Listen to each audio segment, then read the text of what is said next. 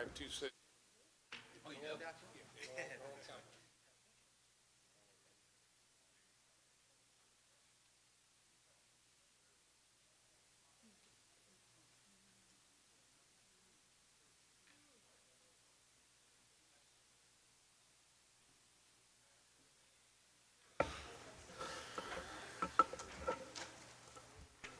It's weird to have two meetings.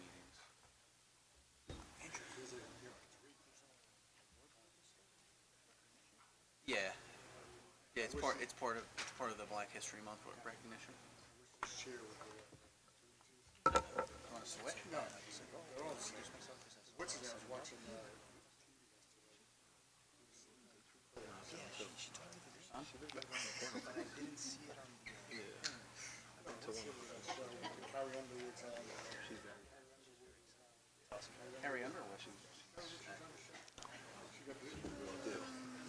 Kelly Clarkson? American Idol.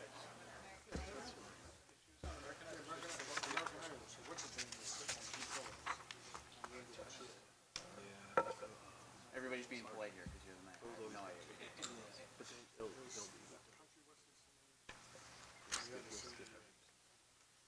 I'm not gonna bring two bills.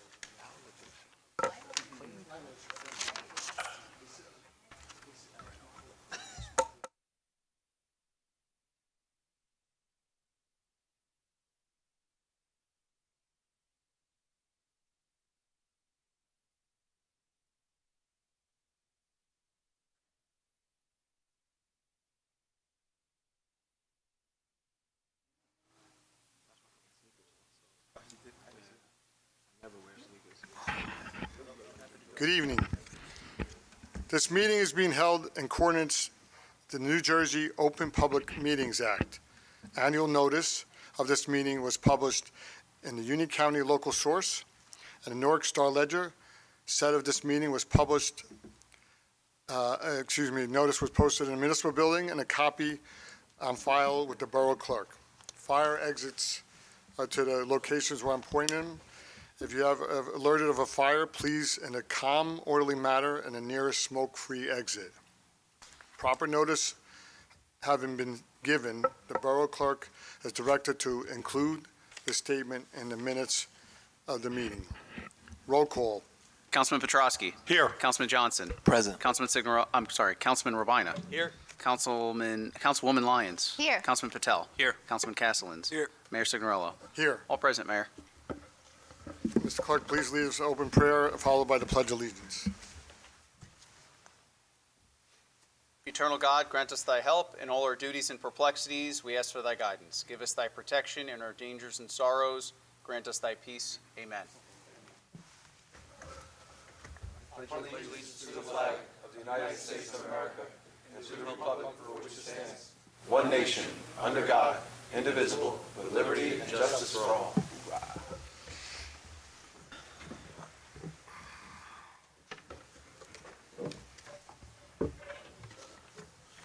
There are no communications for review this evening. I have a motion to go out of order to consider resolution number 5226. Mayor, so moved. Second. All in favor? Aye. Mr. Clerk, please read resolution number 5226 by title. Yes, Mayor. Resolution 5226 is a resolution promoting Patrolman Angelo Marino to the rank of sergeant within the Roselle Park Police Department. Excuse me. Oh. I lost my spot there. Yeah. So any discussion? Make a motion to adopt. So moved. Second. Any discussion? Mr. Clerk, please call the roll. Councilman Petrosky. Yes. Councilman Johnson. Yes. Councilman Rabina. Yes. Councilwoman Lyons. Yes. Councilman Patel. Yes. Councilman Castellans. Yes. 6 votes in the affirmative, Mayor. The resolution is adopted.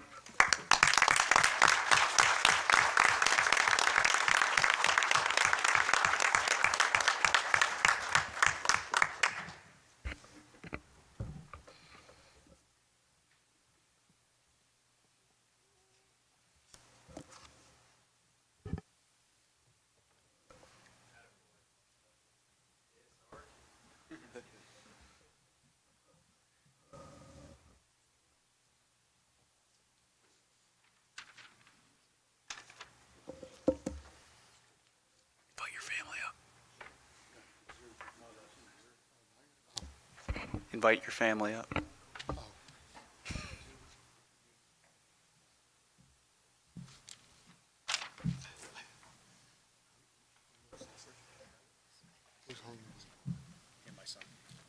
Aw, that's so cute. Yes. Yeah, come on.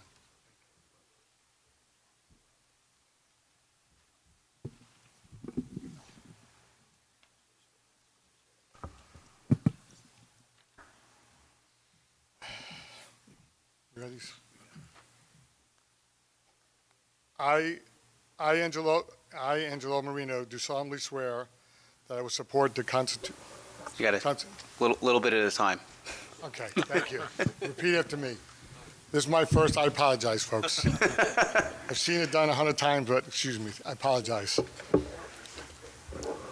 I, Angelo Marino, do solemnly swear I will support the Constitution of the United States and the Constitution of the State of New Jersey. That I will bear true faith and allegiance to the same and the governments established in the United States and in this state under the authority of the people. I do furtherly solemnly swear that I will faithfully, impartially, and justly perform all the duties of Police Sergeant of the Borough of Roselle Park, according to the best of my ability. So help me God.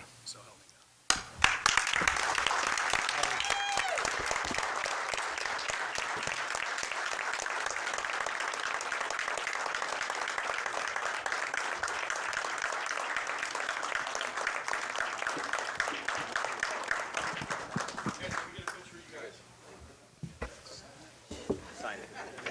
You signed it. He has to sign it.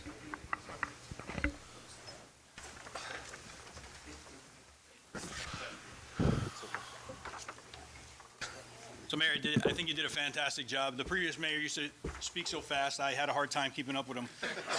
So slowing it down was actually a blessing. Thank you for that, Mayor. Just welcome friends and family, colleagues, for coming here on this special occasion. It's always a great time to celebrate these type of promotions and new hires. And this one specifically hits my heart because when I made sergeant for the first time, as he's making sergeant, he was one of my newest officers on my squad, newly hired. So he's got a special place in my heart starting out here in Roselle Park. Just to give you guys a little bio about Sergeant Angelo Marino, he's a graduate of South Plainfield High School. Marino furthered his education where he attended Lincoln Technical Institute, where he attained a certificate in criminal justice. He also attended St. John's University.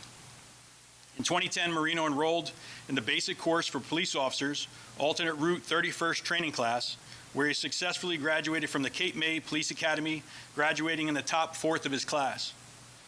In 2012, Marino was hired by the Frederick County Sheriff's Office in Maryland, where he went on to attend the Maryland Police and Correctional Police Academy. Upon the graduation, he was awarded the Academy's Top Gun Award. In 2013, Marino was hired by the Roselle Park Police Department, where he was assigned to the Patrol Division from 2013 to 2019. In November of 2019, he was reassigned to the Detective Bureau as a detective, where he currently served prior to today. In April 2015, Marino had been temporarily assigned to the Union County Prosecutor's Office Guns, Gangs, Drugs, and Violent Task Force. Additionally, Marino currently serves as an active member of the Roselle Park Police Honor Guard Unit. Sergeant Marino has received numerous awards and commendations to include an Honorable Mention Award, Life Saving Award. In 2016, he was also awarded the Roselle Park Shield Award, Department Shield Award, as he was named Officer of the Year. Sergeant Marino is an asset to our department, and I know he will continue to do an outstanding job as a patrol supervisor. It's a pleasure working with you, and I look forward to watching you grow in this new position. Congratulations.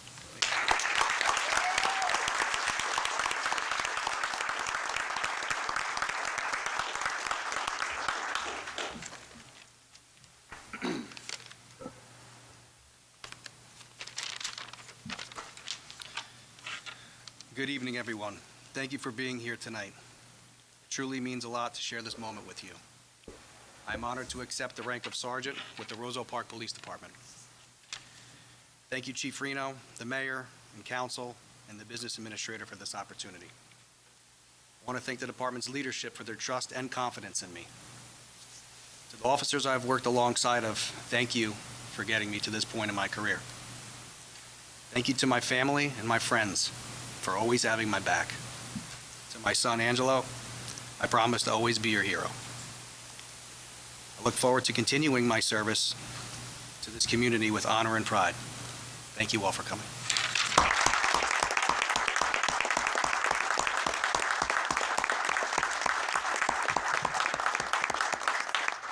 So I have a little story to talk about Officer Marino. About 15, 20 years ago, I was the fire chief in Roselle Park, and we had a fire call. That's right, I remember. Congratulations. We were sitting in this building, it was nothing really going on, and I always had high regards. I treated him like another son. So I have 3 sons, always another son. So I might have went to him one day like this. I'm going to go like this. I went like this to him. I didn't really know him that well, but I do it, and I felt a little bad like an hour or two later. And you can remember I called you up and said, I hope that was just an Italian thing or thing, whatever, and I hope you don't take it the wrong way. But always this day, I've always had a fond memory and just love for this young kid and whatever. Now he's catching up to me, so I'm happy he's going to be overseeing a shift, and I'm happy to see. I don't know if are you working nights or what's Nights and nights. So I'm very proud of the police department, and I've always worked well with them as the fire chief. I got to tell one little quick story. Years ago, when they used to do the dispatching back in the day, my brother Frank, most of you guys know Frank, says, don't yell at the cops, don't tell you at the cops, your kids are going to drive someday, right? And they're going to pull them over. I've never. Well, I've always had fond memories, and a couple of maybe differences here, but I'm proud of the Roselle Park Police Department, and we want to make them be safe and go home at night, in the morning, or whatever the shift is. So congratulations, and the best to you, okay?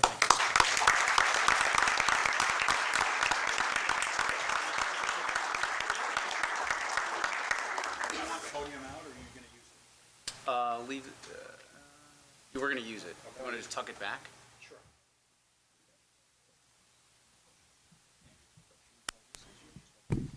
You guys want to come up and take a quick picture with Angelo? Quick.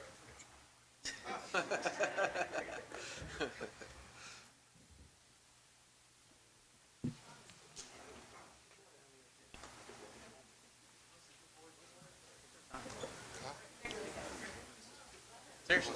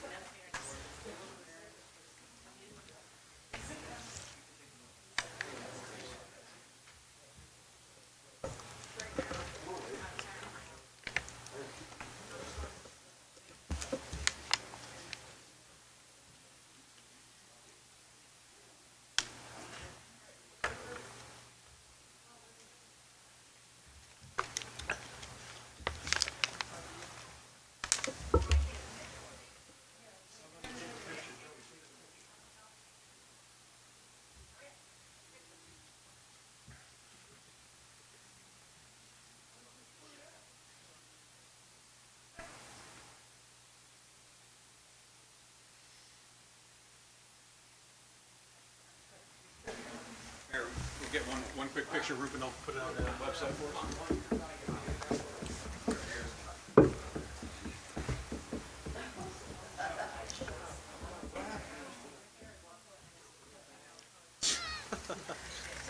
Technical difficulties? You're not getting a life-saving award for that one.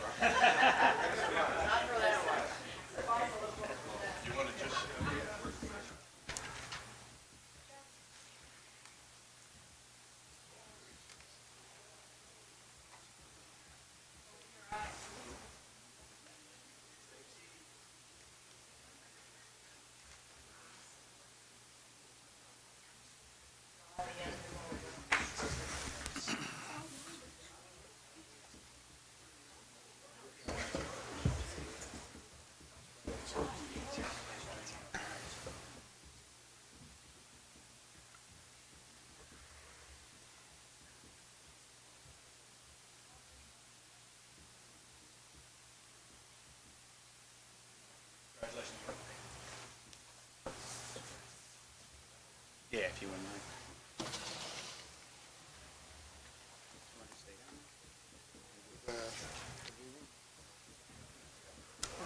The Black History Month proclamation.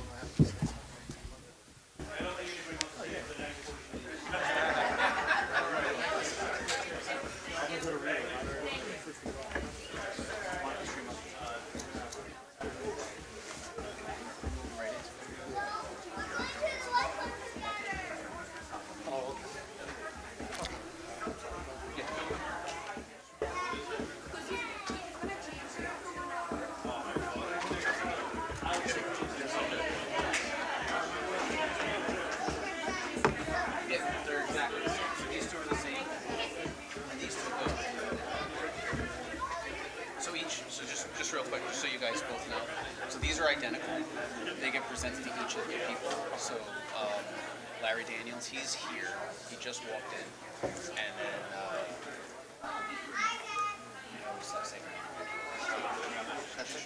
yeah, she is here, but these two are unique to them. Yes. Yep. He is with an board member. Oh, okay. She's the founder, and he's also with Alto Financial. So, all right.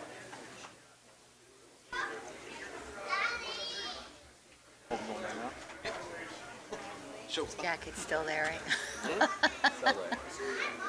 Of course it like all these people.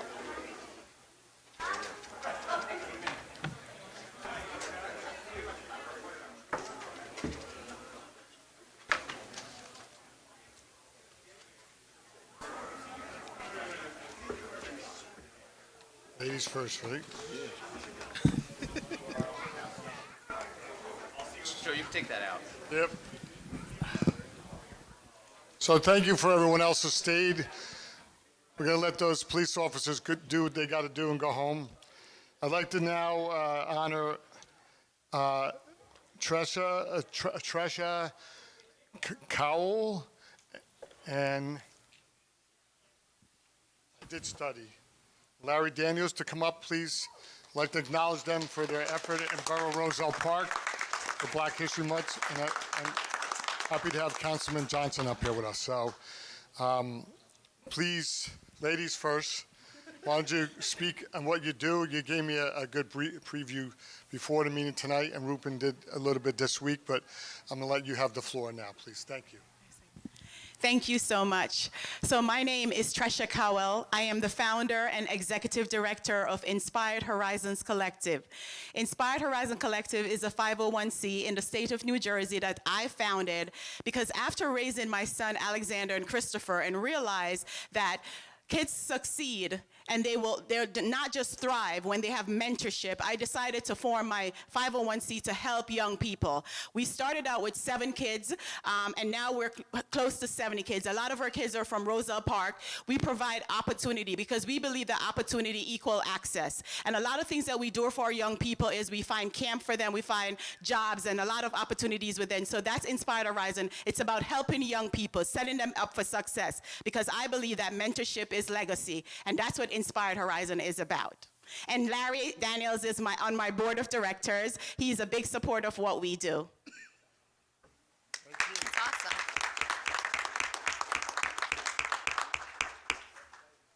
Okay, sure. So good evening. Congratulations to the sergeant who was promoted. As a former prosecutor, I admire that work, and it's very close to heart. Thank you, Tricia, for the warm introduction. Thank you to the mayor and the council and all the borough officials, Mr. Ranieri, Mr. Shaw. Inspired Horizons Collective has done a lot in just like 2 years. And I mean, there's a lot of people who are excited, who are engaged, and Roselle Park has been an incredible partner, whether at the Casano Center, at Costa's, other local events. We've been able to get the word out about what we do. opportunities previously not offered to students and families in this borough are now coming in more abundance, and I think the future is very bright in the borough. So I just want to, commend everyone for doing a great job. Tricia, thank you for leading this effort, and thank you for having us tonight. And thank you, honey.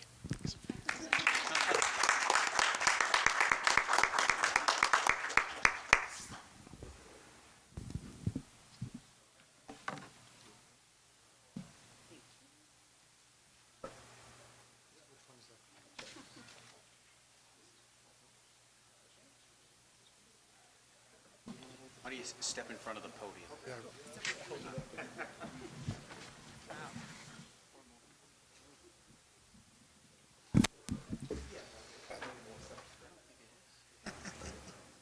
There's only so much I can do.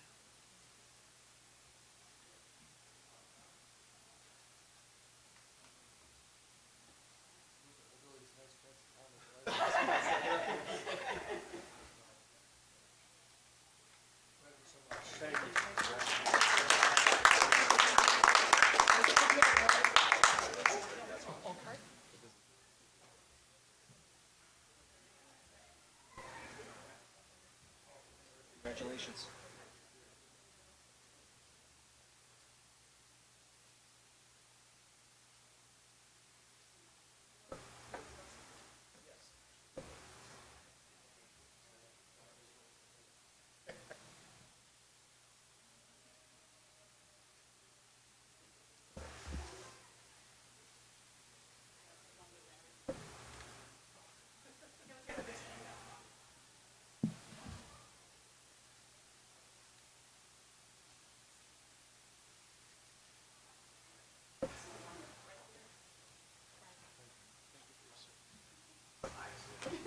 To see the Roselle Park. Thank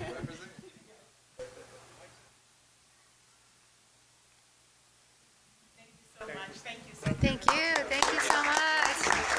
Thank you. Thanks so much. Thank you.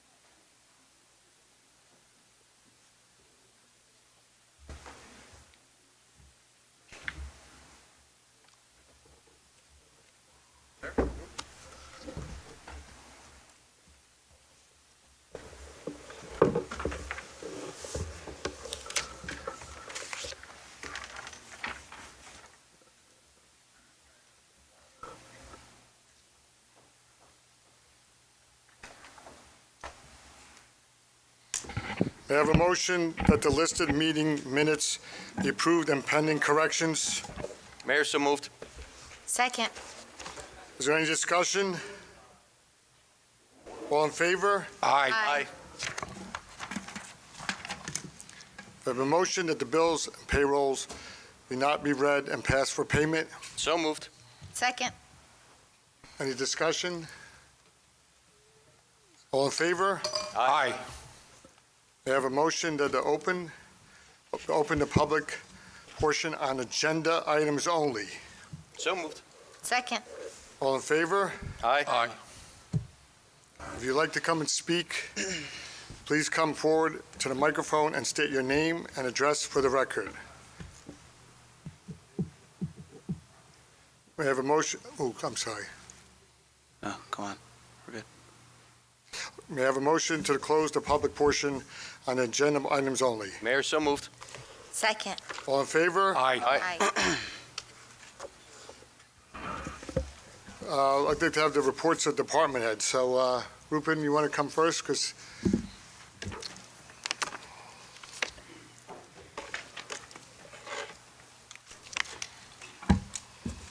Thank you, Mayor. I'm pleased to report that we have restored key services at the center and are working to secure fundings for our public events. The community food pantry remains a priority, operating every Wednesday from 10 a.m. to 9 p.m. to assist our residents. We have also officially restarted and our free programs and exercise classes. We now have morning sessions for seniors Monday through Friday and evening classes for residents over 18 Monday through Thursday. The community responses has been excellent. We already have 179 residents registered for these programs. Starting in February, we are launching a partnership with the county to offer chronic disease prevention sessions. These aren't just lectures. They include actual health screenings for blood pressure, glucose, and cholesterol. To support this, we have expanded our senior transportation. We are now offering curb-to-curb rides between 10 a.m. to 4 p.m., covering everything from doctor's appointments to grocery shopping. Looking at our social calendar, we have some great events coming up. On February 11th, we are holding a Valentine's breakfast party for seniors at Sherman Elementary School, hosted by the Student Council and PTA.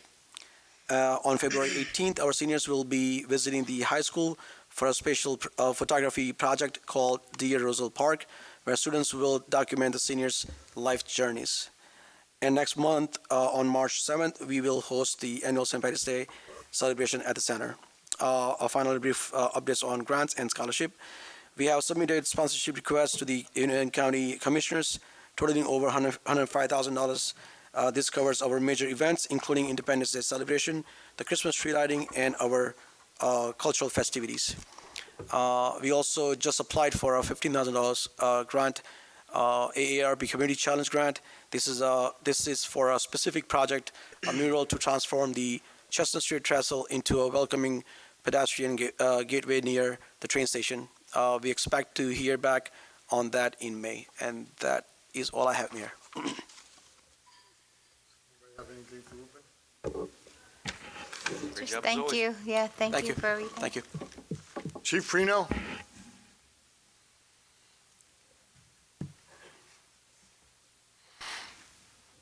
Good evening, everybody.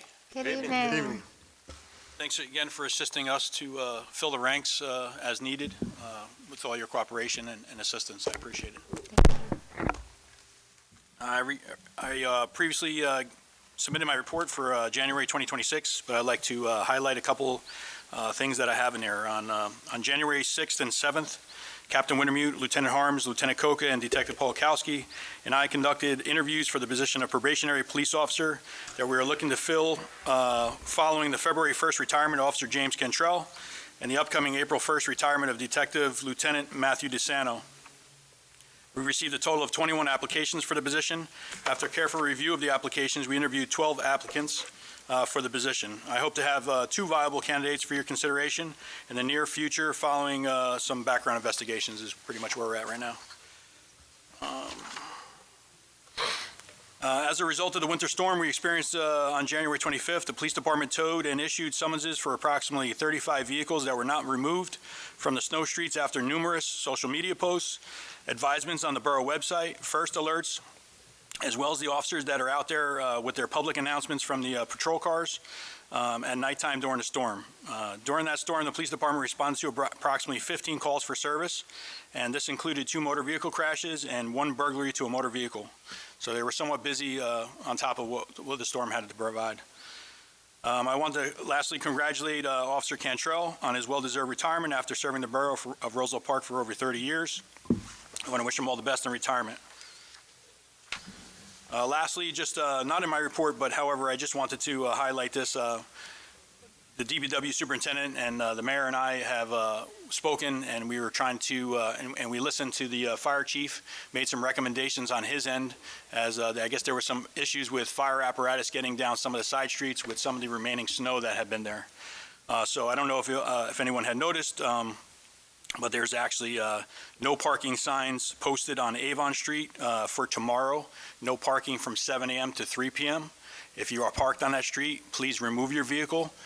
There is emergency no parking signs there, and you need to try to assist us on trying to get these cars moved. We do not want to tow. We don't want to give no summonses. We want to just get the residents to respond to what we're trying to accomplish here. And it's a partnership, right? It's a partnership between the borough and the residents, and we all need to work together for the same common goal. Additionally, we're working on, and I hope I'm not stealing your thunder, Greg, but Charles Street, William Street, and Filbert Street will be posted for Monday, the 9th of February, and those will be parked from 6 a.m. to 3 p.m. 6 a.m. to 3 p.m. Again, Charles Street, William Street, and Filbert Street. And then additionally, on Wednesday, the 11th, we'll be posting West Roselle near the by the Colfax Manor Apartments to clear that out. And there'll be no parking signs posted from 6 a.m. to 3 p.m. on that Wednesday. So please, again, residents, please listen to and see the signs. We're going to have social media posts out on that. We're going to put a bunch of first alerts on there. We're doing our best to try to make things work. We understand it's a difficult time with the snow, and we all just need to work together. And I think everybody's trying to do the best job possible. That's all I have, Mayor. Did you say you towed 35 cars? Yes, sir. Okay. Anything for the police chief? Yes, Chief, hey, how you doing? I just wanted to say you did a good job with the fire. I wanted to know, was the tent, was that incident command post that was across the street from the fire? I was just curious. I believe that was incident command, yes. Okay. I remember emailing you, and I never got a chance to follow up. I was just, I appreciate you responding to my email regarding all the trainings. I just wanted to make, as a recommendation, maybe command staff to take, if we could consider giving out ICS and NIMS training for the command staff. I think that would be very valuable asset for Roselle Park as a whole. But moving along, I wanted to also ask you, have you had discussions with Andrew yet regarding possibly making policy regarding promotions for captain? Yes, we have. Okay. I just thank you very much. I appreciate it. We're just trying to streamline that all together, so it just makes sense to do since we did it for the lieutenant, and I appreciate if that could get done. Do you have an ETA on that, possibly? I do not. Okay. All right. Well, can you follow up with me about the ETA? I appreciate it. Yep. Thank you, Chief. Thank you, Chief. Fire Chief Thompson. Thanks, everybody. Thank you. Have a good night.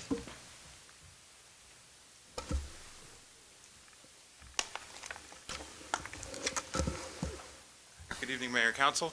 Evening. Just give you an update. As I'm sure you're aware, January was an extremely busy month for us. We started off the new year with probably the largest fire in recent memory for the borough, if not the largest. So I just wanted to thank our mutual aid partners, the Union County Fire Mutual Aid Chiefs. We had approximately 17 other towns from Union County respond. Only 4 of them did not. We had a Essex County task force that came into Union County to help supplement the rest of the county. That was probably one of the largest responses in recent memory within the county. So I just wanted to thank all of our partners, thank the police department, the DPW. It really was a collective effort to get everything accomplished that was done. There was a lot of logistical items that had to get done. Trucks began to run low on fuel.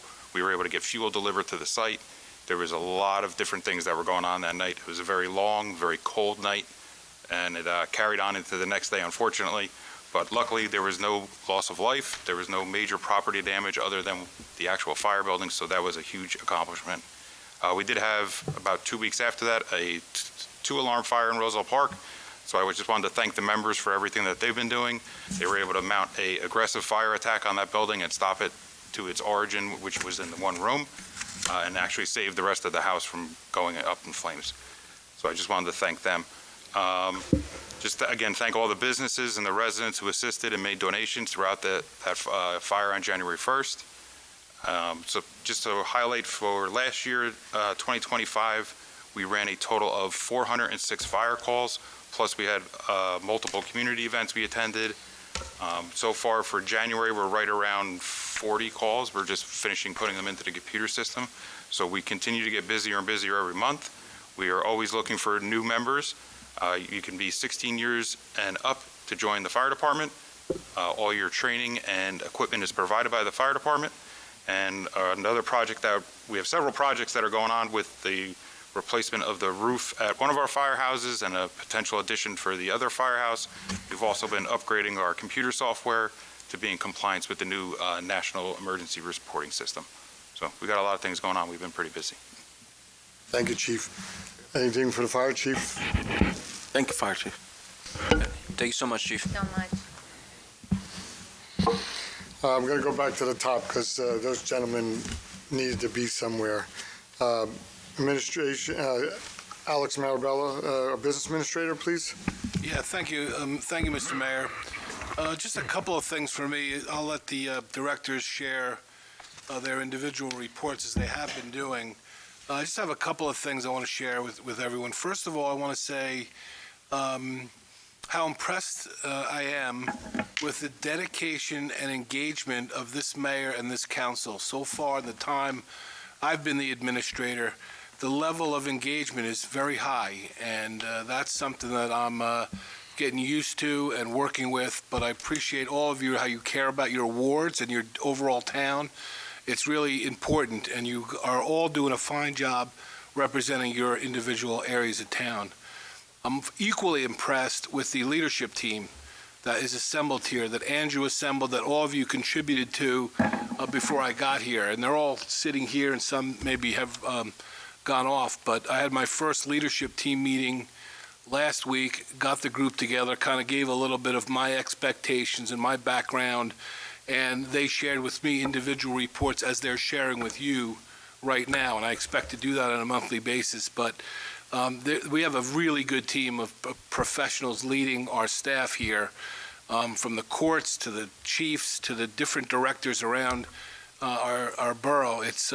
I'm impressed, and they really are stepping up. I know I've asked a lot of questions since I got back into town, and had a lot of meetings, and I'm still kind of getting my legs under me as far as what it takes to run this town and contribute to the leadership here in Roselle Park. But it's all going in the right direction. A couple other quick things. I know Greg will give some update on the storm, but from my perspective, listen, it was a hard storm, and probably the biggest storm we've had in a long time. You kind of get lulled to sleep in those winters where you get a little dusting here and a little dusting there, and then it's 50 degrees the next day, and then everything's back to normal. Well, this isn't that kind of storm. And the expectation should be that it's going to take a while. But I'm convinced that the leadership of the DPW and the commitment of the guys that I've met is high, and they want to do the right thing. And they want to provide Roselle Park with the best service that they can. This is the first large-scale storm that they were able to tackle in town. And anything for the first time is going to take a little while to get used to, right? We've had a few different meetings. I know Councilman Petrosky, certainly the mayor and I probably talk daily with the DPW superintendent, and they're working out some of the kinks. They're refreshing their protocol. They're working on their staff. And I'm convinced the next time, and I hope it's not until next winter, that we get a storm like this. But I'm convinced each time we'll get better and better and better. I really have faith in that. One thing storm-related that I think the residents could help us out with is if they could shovel. I know asking them to shovel in this storm was tough, but if they have a fire hydrant in front of their house, if they could help shovel that out. I know the fire department was out doing the best they could to uncover all the fire hydrants that they could find. But when the snow drifts over and the plows kind of bury the hydrants, we want to make sure that if they have that time and they can find those hydrants, try to uncover them as best they can. The last thing, Mayor, that I have is just a kind of a commercial to the rest of the residents in town to sign up for First Alert. This is something that they should do proactively. It's very easy on the website to click on First Alert and follow the prompts. That way, the residents will get texts with emergency information and public information that will help them. And I want to just urge residents to do that. We're going to do a big push on people signing up for First Alert so that they are able to get the emergency notices that the police department is putting out. More to come. Still figuring out a few things, and I'll have some recommendations moving forward to how I think we can enhance an already high functioning municipal operation. And with that, Mr. Mayor, concludes my comments. Thank you. Any questions for the BA? Andrew? Thank you, Mayor. I will say it was nice not being the BA in January, so thanks. But from the municipal clerk's office, it's been an interesting adjustment to settle back into just being the clerk, which is obviously a whole job in and of itself. We're actively interviewing for the open position that's been open for quite some time at this point due to retirement last year. I think I'll have a recommendation at the next meeting, if not the one after that. And so we have some momentum there. Just a couple of reminders from the clerk's office, some low lights and highlights. So the low lights are dog and cat licenses. I probably haven't said this since 2019 when I got appointed BA. Get your dogs and cats licensed. There are late fees accumulating now. We don't like charging late fees. But come in, if you have any questions, call the office, 908-245-6222, extension 78. We'll work with you. You're not going to get a summons right now. We just want to make sure everybody's compliant. Their dogs are vaccinated for rabies. And really, it's a public health concern more than anything else. One other a quick note for the governing body from the clerk's office. So we had a significant amount of street opening permit activity during the month of January. Revenue was just over $22,000. That's mostly from the street openings associated with the lead line project that American Water is working through. I had a conversation this week with one of the managers at Montana Construction who does the excavating work for or on behalf of the water company. They're pretty much done in Roselle Park for the most part. Though it was very impactful to us and everybody got my love letters in the morning through First Alert about what's coming up the next day, you'll notice you haven't gotten one in a while or the last few days because nothing's really happening because they are nearing completion. There are a few more that are going to have to come in a couple of months and finish up. They said there's about 80 additional services. Now, it's not 80 in the road. It could be 80 between the house and curb, and that's a lot of what we're seeing. It's the ones that are between the main and the curb that are problematic because that means they have to excavate the street.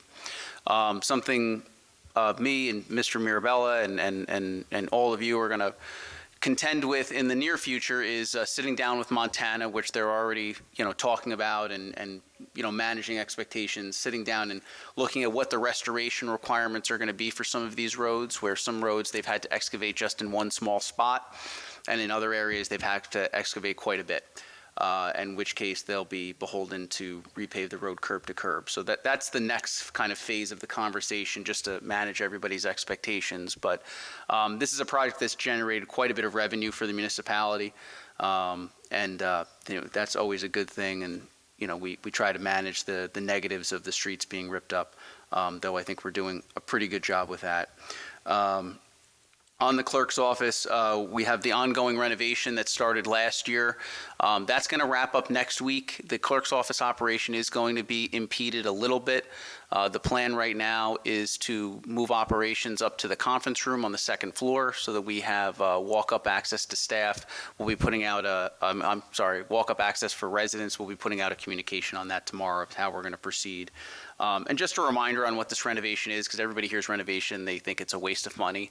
The reality is that clerk's office is modern to 1985 or 1986. It's the oldest office in the building, maybe next to this one, which was the orange carpet for those that can't see it. Tells the whole story, but there's original storage in that office. It really doesn't fit the modern needs of a modern government office. So, we've upgraded from fluorescent lights to LED lights. We have a fire-rated ceiling now. So some of the basics we're getting right. At this point. Two other quick things. I do have a scheduled walkthrough with the Union County Board of Elections next week. On the election front, we're going to be moving the polling place out of the middle school and into the youth center, so just around the corner. One of the reasons for that is the configuration was less than optimal. For anyone that voted in the fourth ward, you had to go into the building, you had to navigate a gate, walk down a hallway, and hope to find it, which wasn't great for me, even with the best signage. This is a facility that's ADA accessible, parking directly across the street and very close by. So we'll be doing a walkthrough and assessment with the Board of Elections next week to make sure that that's a go for the June primary election. And then the final note I have is I took part in advocating for the Charles Street Community Development Block Grant project that we have.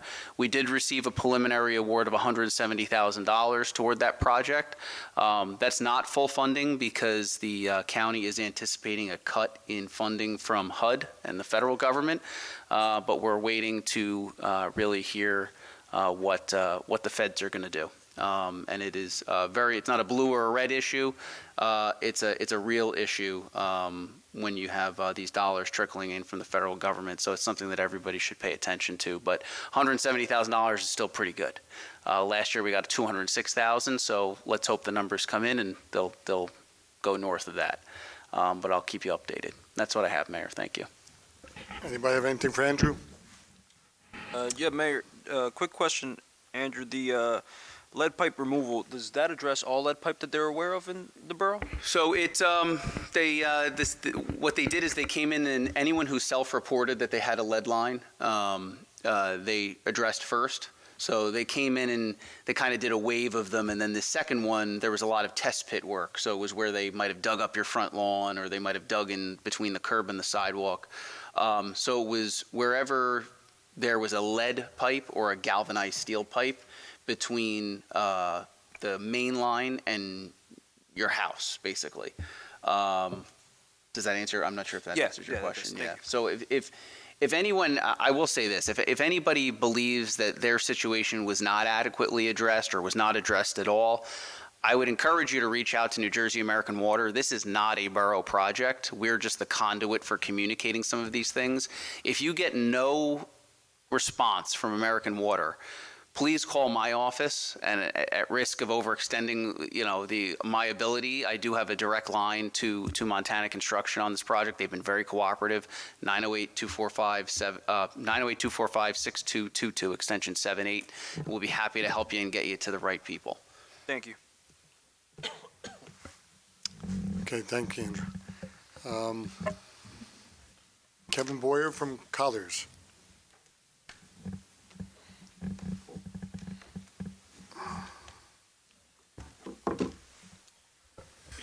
Thanks for having me. I have three quick updates to give. First, I'll go over the Phase 2 rapid flashing beacons that we're looking at, the three intersections, Seton, West Webster, and West Lincoln. We did get some quotes. We did speak to some contractors. There are some concerns with some of the disturbance in those areas, just reconstructing some of the handicap ramps. So we have a meeting actually next week to kind of look at what that would look like. And then we can proceed if we're all in agreement with what the disturbance and what the positioning of those beacons would be. Next project is I don't know if you remember, back in early December, we did a signal warning analysis for Chestnut and Lincoln. It's the offset intersection. We submitted that to the county a couple weeks ago. They did respond, and they did agree with our analysis that their signal is warranted in that location. So we're in the process now of kind of scoping that project, what it would look like from a cost standpoint and also just from a timing standpoint as well. And we're also exploring different grant opportunities as well to help fund that project. And lastly, we have the big storm sewer project that we've been working on. The field work for the survey has been completed, so we're compiling all that data. This month we're going to roll into full construction design. That'll take several months. There'll be several conversations as we go along with the different agencies having jurisdiction, the DOT, DEP, Army Corps of Engineers and such. We look to submit for permits towards the end of this year. We anticipate having permits by the end of 2027, and then 2028 will be the fun year of construction. So that's what I have to report. Anybody got anything for Kevin? Yes, Mayor. Hey, Kev. Just a quick follow-up. I don't know. I just thought about it just now when you was talking. Did we have any information regarding the water basin or the Orchard Grove situation that we were trying to address last year with the surveys and like any updates on where we are? Not much. We did look at that a little bit and a little bit downstream from there, but we didn't pursue any further investigations or surveying of that yet at this point. Thank you. Kevin, any update on Galpin Hill, 840? It's almost like the corner of Maple and Galpin Hill Road. Remember, you went with me? Was that the one that? Right across from the gas station? With the water line? Is that the one that had the sewer? The sewer Yes, yes. Yeah. It was going into his next door neighbor. Yeah, we looked at the sewer map in that area. I didn't see anything from his line, and I believe, I'm not sure if, did you ever remember cleaning that out, looking at that camera? This is a while back.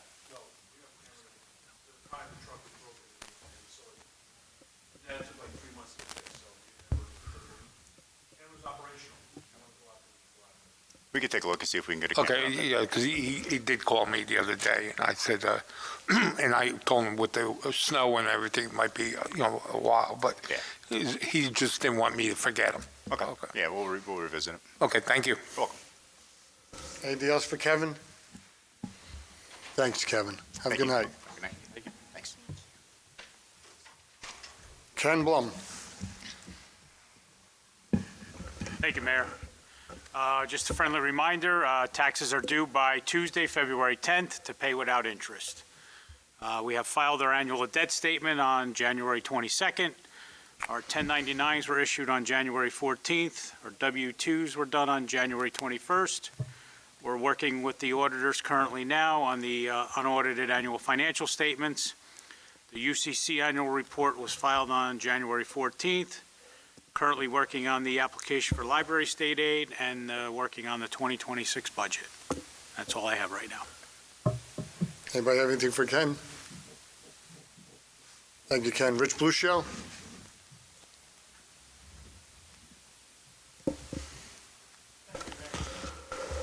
Hi, everyone. Hi. Hello. Rich.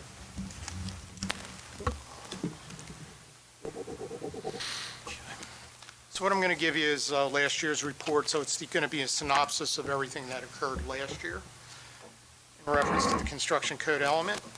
So this report includes the dates of January 1st of 2025 through December 31st of 2025.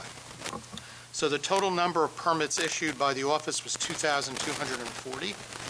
Total revenue through the end of 2025 was $481,013. Sewer connection fees for last year were $329,459. Residential development fees for last year were $291,067.32. Total number of uniform construction code violations for 2025 were 94. On the property maintenance side, we had 158 court dispositions with fines for the year of $26,765. 350 violations were issued for 2025, and 187 court summonses were issued for 2025. As far as the projects go, we're starting to button some of them up, and some of them we still have some hiccups with. So specifically 10 West Westfield, the complex in its entirety is TCO'd, but then now there's issues with the parking deck with the suppression system. So if you go in there, you're going to see some of the branch lines have been taken down because they had some freezing in the lines which shouldn't have happened. That is a dry system. So somehow a valve malfunctioned, filled the system with water. We then got the cold temperatures and the blew it. So they are working on that, but right now with the weather, it's very, very difficult. The other issue we're having there, speaking with Chief Thompson, the mayor, police chief, they've had issues with alarms out there, and they've had a lot of alarm malfunctions. So if you get any calls from your constituents, please let them know they are working on it. I actually spoke to Dennis Leoya just before I got down here, and highly encourage them to hire a new alarm company, quite frankly, because they've been having some major issues. So, but they are working on it, and hopefully it will be addressed in short order, or they're going to be hearing from me through the power of the pen. So, As far as 404 West Westfield Avenue, which is the second Fernmore building, I did TCO that as of the first of the month. So they are now beginning their leasing operation. So that's kind of nice because now we can put that on, obviously the pilot will kick in. As far as the Hunter project, that is completed. They are leasing out currently. Very nice project. If you have an opportunity to go see it, it actually turned out very nice. The retail component is being fitted out as we speak. So that's going to be a nice little place. As far as the rest of the projects, they're pretty much buttoned up. The one that is occurring right now, it's a smaller project, but it is on East Westfield Avenue. The same developer that put up Hunter is actually renovating that. They did go to the board for approval, and that's actually turning out to be a very nice project. They're really upgrading the building. So with that stated, if there's any questions? Yeah, Rich, I have a couple, actually. Regarding the Meridia building, the false alarms, how many? Do we have a number on that? Yeah. Are they receiving fines? It's upstairs on my computer, and I didn't write it down, but I do have a number, yes. All right, do they receive fines after a certain amount? Because that's taking resources away The from... problem is the fines have to come from the fire prevention officer. Okay. So the fire official actually needs to assess those fines, and I know right now that's being worked on internally by administration to try to settle that up to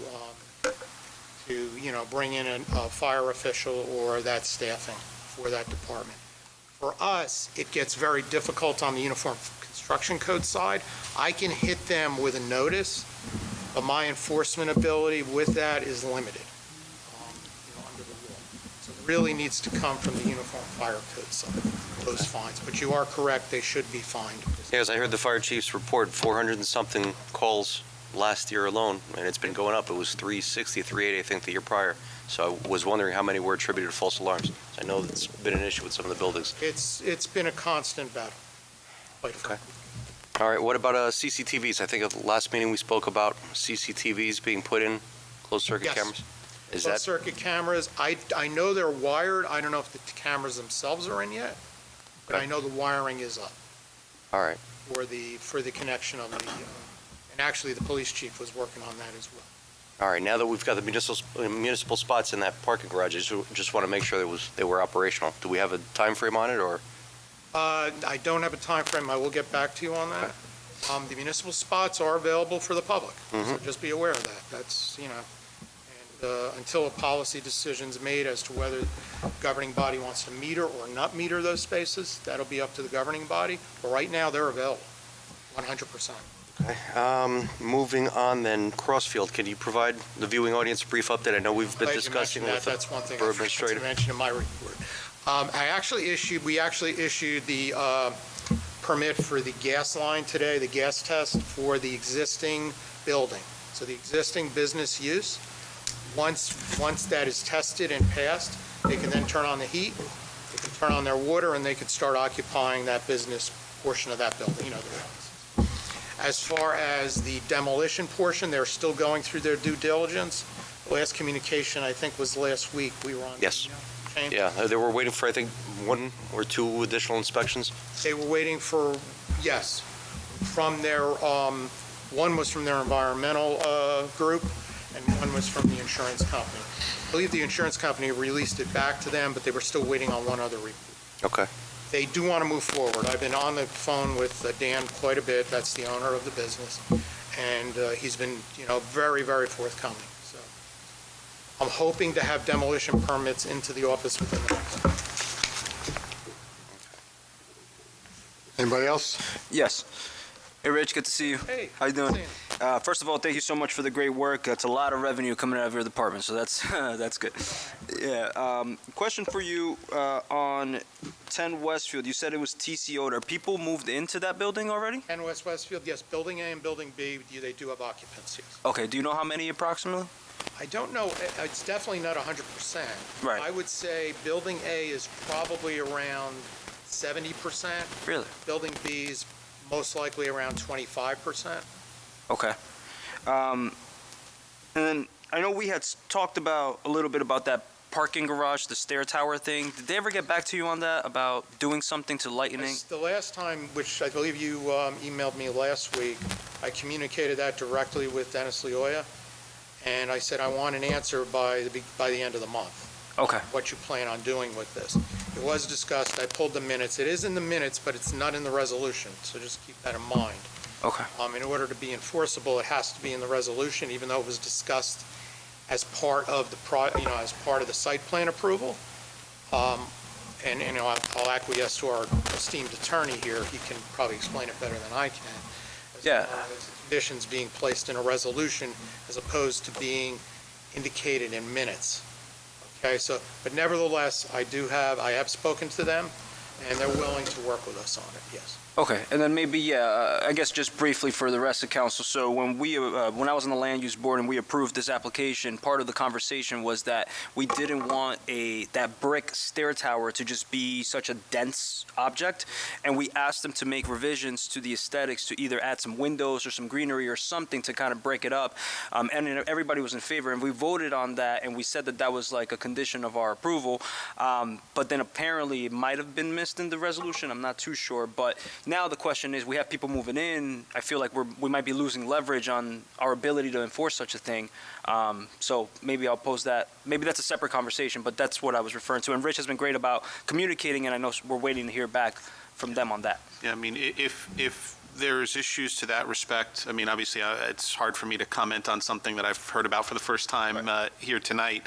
But if you want to reach out, I'll give you my number, and you can let me know what's going on, and certainly we can look at it and get back to you with some guidance. Maybe I'll send an email to the land use attorney and copy yourself on it, and hopefully we could come up with something. If they don't respond with a favorable answer to Rich, let's let them, be good partners in that. Hopefully, thank you for that. And then the last question, and I know you helped me out with this already, but I just wanted to ask you a little bit. I know the CO process in town for resales changed a little bit. Can you tell me a little bit about the hours? Is it only evening times now, or do we have time slots during the day? We have times during the day. This week, unfortunately, my fire subcode official was on vacation this week. Okay. But that's why you had the evening. And unfortunately, the building inspector had a death in this position. He had to fly back to Italy. Sorry to hear that. So, yeah, his mom moved to Italy. Okay. So we were kind of stuck a little bit this week. Okay. But nevertheless, the normal hours are during the day. So that would be on Tuesdays and Fridays. Okay. For the fire subcode official, that's daytime. And then the evenings would be Tuesday, Wednesday, and Thursday. And that's the building subcode, right? That's building. You said Monday, Wednesday, what was it? For fire subcode, Tuesday and Friday. Okay. And then for building subcode, the building inspector be Tuesday, Wednesday, and Thursday. Tuesday, Wednesday, and Thursday. And just a follow-up question, do we give them a specific time like we used to, or are we now doing windows of time? Well, because they both have uniform construction code inspections to conduct, you're going to get a window. A window. Okay. Be a window. Okay. In order to be fair to everybody. Because if they get stuck on an inspection, right. And then, let's say the appointment's for 4 o'clock, and they get stuck on an inspection, and they show up at 4:20, and my phone rings off the hook. Yeah. They're late, or the people leave. So normally and actually through the state, they actually require us to give a window. Window's a 4-hour window, but generally what I find is it's usually within the 2 hours that they. Okay, appreciate that. Thanks, Rich. Anything else for Rich? Yeah, I got one more question. Regarding businesses in town, any new applications coming in? Anything good to look at, or? I've heard rumor, I guess, of a dog grooming service that used to be on Chestnut possibly moving to Clay. Is that happening, or? Yeah, I've heard that rumor too. I have not seen that application yet. Okay. All right, they may have went to zoning, but I have not seen it as far as the construction code stuff. Okay. With 10 West Westfield, any updates on that Tex-Mex restaurant you had mentioned a couple months back? I haven't heard anything Verizon or from any of those? Capadaglia at all. Verizon's moving along. They are working, but they're just very slow. And the same thing with Dr. Munoz, who's going to be going in there. Those tenant fit-outs are continuing. That hasn't stopped. And do we have a As time far as frame? any- I'm sorry, go ahead. No, as far as any new tenants, no, I haven't heard. I know they had some letters of intent. The last time I spoke to Dennis, they had letters of intent. And I haven't heard anything since. But I'll follow up with him. Okay, kind of curious. And nothing in the original building, what is it, 240, 250? At 5,000 square feet? That's a shame. Yeah. Okay, the courtyard, how's that coming along? I know obviously. Courtyard, obviously, with the weather, Yep. they were really trying to get it done, to be honest with you, by Christmas, and it fell apart because of the weather. And so now they have a lot of the underground. It's just now they've got to get in there with the pavers. If you take a look in the parking deck, you look to the left as you enter off Westfield Avenue, those are the pavers. Everything's staged, everything's on site. Until the weather breaks, though, nothing's going to happen. I'll be honest. Thank you, Rich. All I got.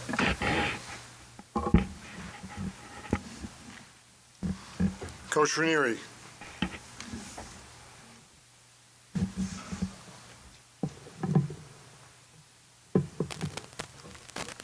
Good evening, everyone. I'd like to thank Mayor Signorello and Town Council for giving me the opportunity to provide a brief update. The goal of the Roselle Park Recreation Department is to meet the recreational needs of our community. As part of our department's effort to meet these needs and expand community services, our department provides a wide range of programs. Membership and recreation. We currently have over 385 recreational members and growing. To give you a better idea of the scope of our department utilizes 12 locations for 41 programs. To that end, we bring approximately 1,200 members through our department a week. Homework and aftercare. We currently have 116 members. We are transporting and chaperoning 98 students daily.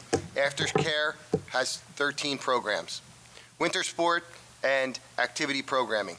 Off-season 3 through 5 middle school and high school volleyball is on Wednesday nights between 6:15 and 9:15 in the ASYC, and we have 60 participating. Off-season baseball and softball is on Tuesdays, Wednesdays, and Thursdays at Sherman and Roselle Park High School weight room, and they have 25 participating. Boys and girls wrestling season has begun. The wrestling program consists of kindergarten through second grade, Central Jersey JV, varsity, and grade school team. They have 48 participating. Teams and individuals are competing throughout the state, and they are representing Roselle Park well. Next competitions are individual league, state qualifiers, and state tournaments. Boys and girls basketball league play has begun. The basketball program consists of kindergarten, first and second, third through fifth grade, middle school boys and girls. They have 100 participating. We are competing in a league with neighbor towns like Kenilworth, Springfield, and Garwood. They're attempting to get each team 16 regular season games. The playoffs will begin the week of March 2nd. The championship game will be on Thursday, March 5th, 7 p.m. in the Roselle Park High School main gym. RP PAC, which is our performing arts program, registration is open. The program will start on Monday, March 16th at 6:15 in the ASYC.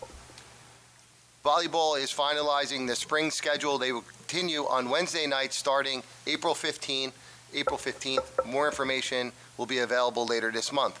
The ASYC has scheduled and hosted the following meetings: Girl Scout, Cub and Boy Scout, Recreation Committee, CPEG, NJWOA, PTA, 5th grade parent, wrestling matches, CPR AED certifications, RPPD training and seminars. We remain committed to providing the best possible care and programming to the borough of Roselle Park. That completes our February Recreation Department update. I'd be happy to answer any questions. Anyone have any questions? Certainly stay busy, John. Great. Thank you. Great, thank you.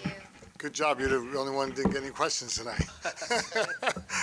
Greg B., come on up from the DPW.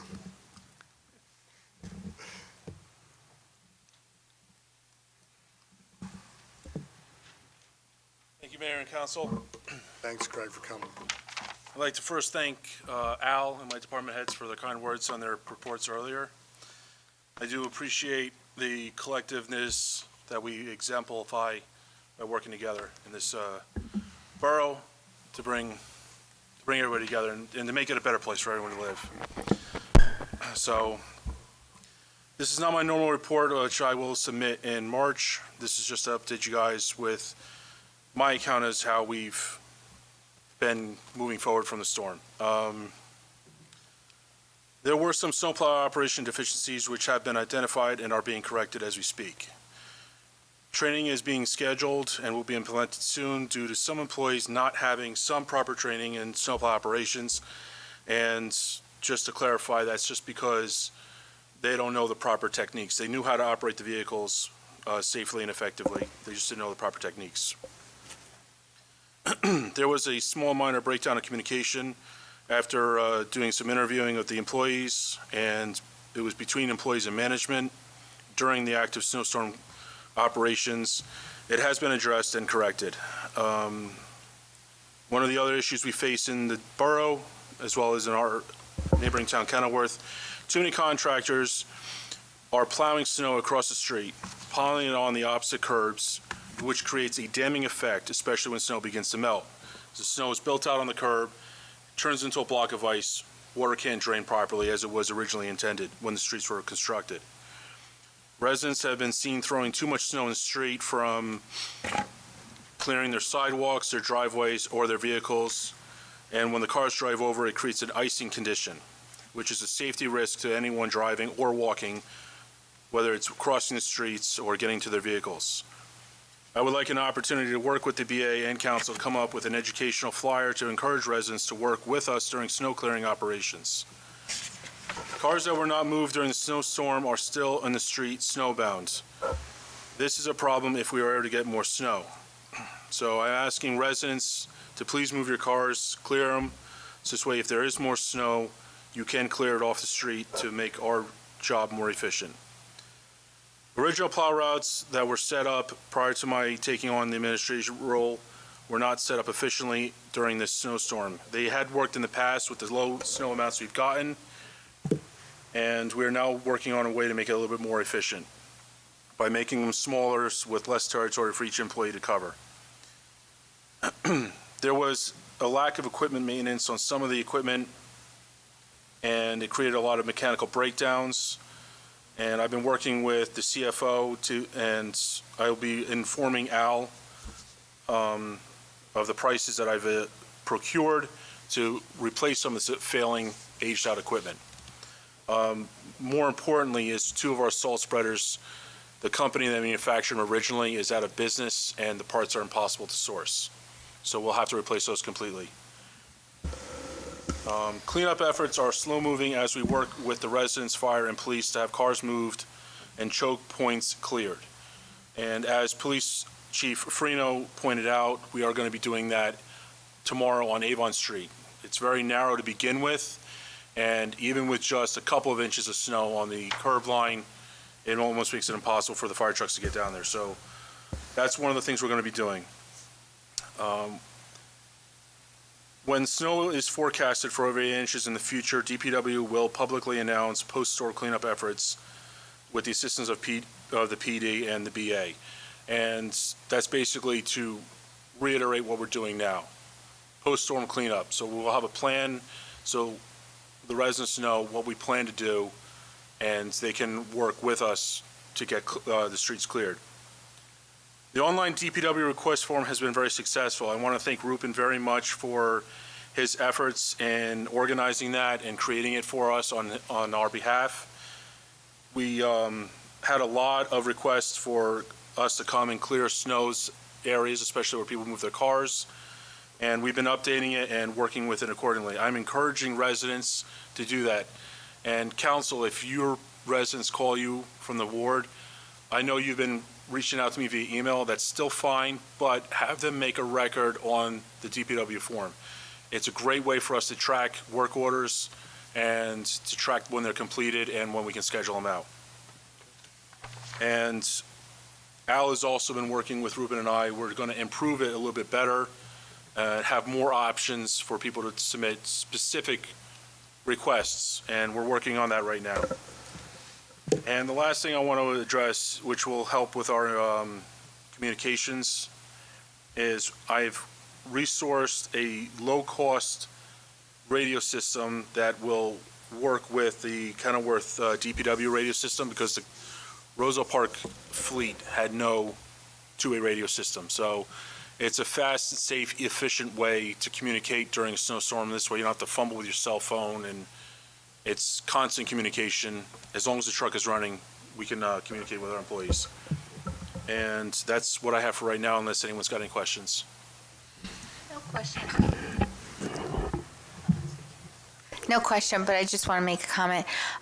Definitely thank you and thank Rupen. I definitely wanted to just streamline the communication because post-storm, so many people were just obviously had concerns and definitely being able to reach out to us was definitely a great way of connecting to the resident and then identifying the problem and then sending it off to you, and then you would take care of it. But the form, I'm happy to hear that at least that is a good way for communication and getting things done. So, but I appreciate that. I appreciate you.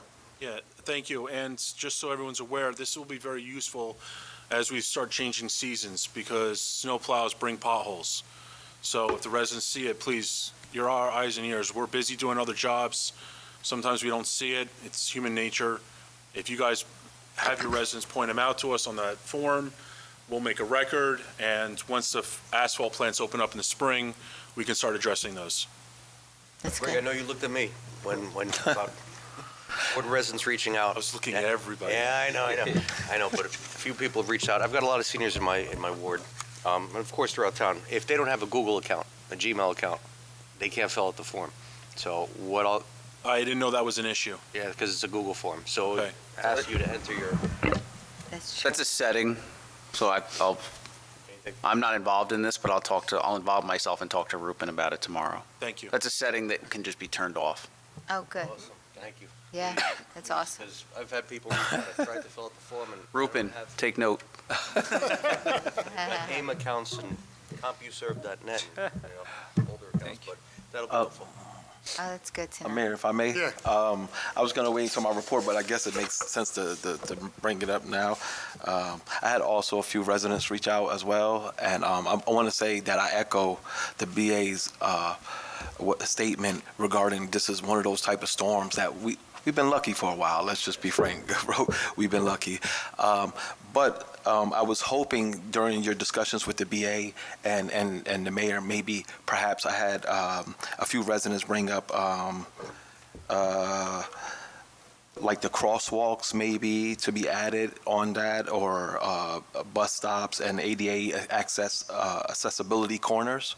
I don't know how you guys can like sort of implement that for post cleanup. I mean, realistically, when you're after the storm, you're going to mainly be focusing on plowing, obviously, but for post purposes, if you guys can come up with something to try to help mitigate maybe that, because kids walk to school, and then sometimes the crosswalks aren't like all the way clean. And granted, I shovel too, so like the labor it goes into it, I could see some residents like conk out and say that's all I got, So anything like that can help make it better, because I still think you did a great job. I actually, on both of the snowstorms, I was out like 2 and 3 o'clock in the morning, and I would see the vehicles drive by. So I know some people said they don't see it, and I just want to say it's kind of hard to see it if you're sleeping. So I was up at 2 and 3. I'm wonky like that sometimes when storms happen, because I want to like stay on top of it and not wait till the last minute because it gets heavy. So kudos to you guys. I have seen you out there. I just want to add those things because the ADA accessibility is important. The crosswalks for the kids, if we could do something joint with the school, and the bus stops, people gather there too, So, Let me, Greg and Greg. Two Gregs are better. So myself and the business administrator met with the superintendent and for other things, and we're going to capitalize in the spring. So top of my head, there's 21 crossings, school crossings. And I don't know exactly which ones are that the school district might do one of the corners of the 21s, of the 21. So maybe next year they can take 5. Yeah.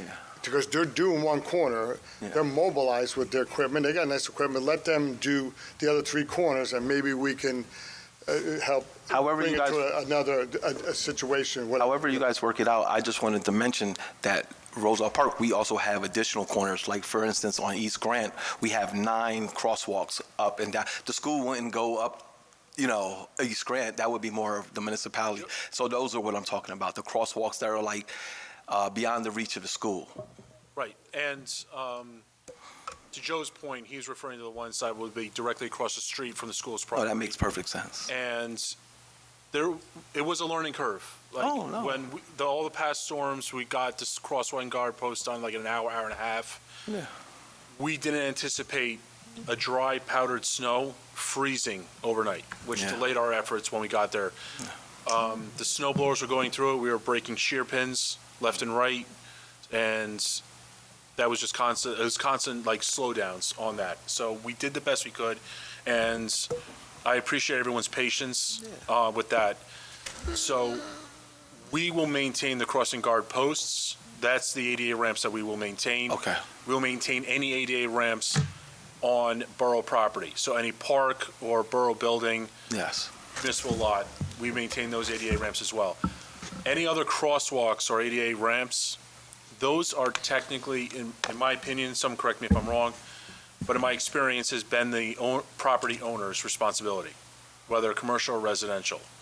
So when residents reach out to me and they say, well, this wasn't done, I refer them to the zoning department to have them reach out and see if they can get some help to get that ordinance enforced. Yeah. I still believe, though, with those crosswalks, I think that the town, we can help a little bit. Like, I don't know if that's something that we have to change or talk about offline, but I understand what you're saying. I still believe that the crosswalks should be more the borough. That's just my opinion. I'm not right, or I'm not here to say you're right or wrong. That's just my view. I mean, if you as a collective group wish that to be a change, then we will make that happen. Anybody? George? Yeah, Greg, first of all, thank you so much for everything. DPW, Unsung Heroes, definitely you guys do a lot of work and get a lot of flack for it. So appreciate all the stuff you worked, and you were very, very responsive, so I appreciate that as well. I guess a question, and I communicated a lot with you about some of the stuff that I was hearing. One of the things that I guess we were hearing, and I saw it and witnessed it, and this might be part of the training, but places where cars were removed from the streets, plows, I guess they weren't coming curb to curb. They were just kind of going down.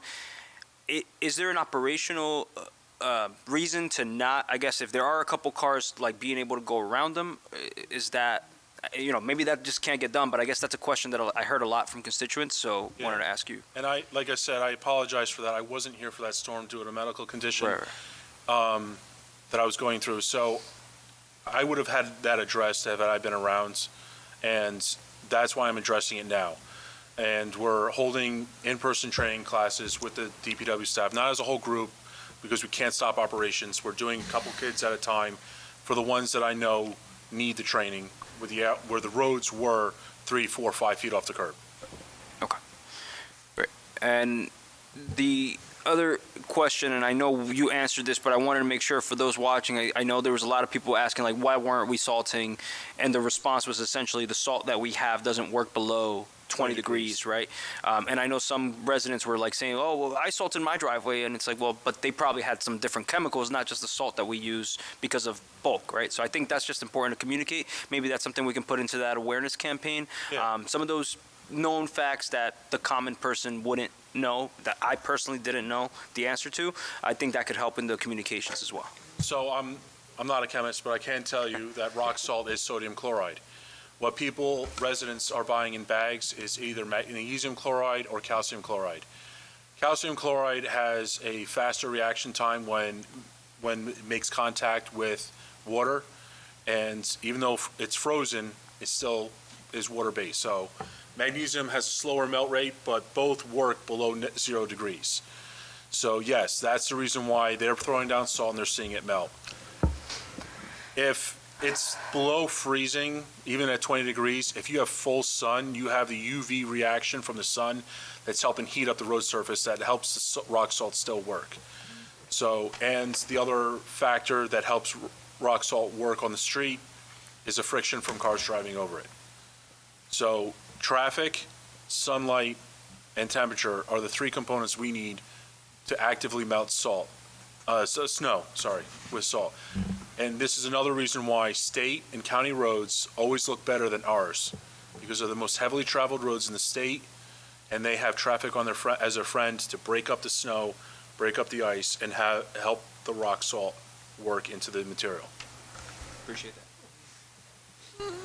Just a question, a request actually. On the Valley Road, there's about 2 foot of snow that's not been cleaned off near the curve opposite of the where the houses are. So a lot of the residents from Jerome are not able to park on Valley Road. If we could get that cleaned off on Valley, so that way we could also get Jerome cleaned off whenever you had a chance.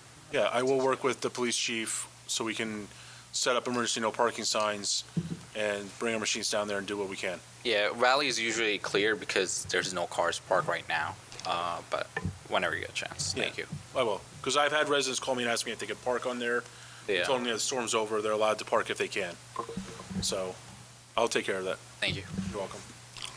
Anything else for Greg? Yeah. Oh, yeah, Joe.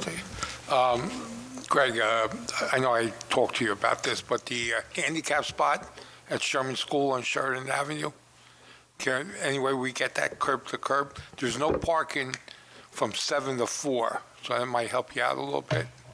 I guess unless you're handicapped. But I know in the morning when the school bus comes down there, it's a big double park all the way up to past Clay Avenue.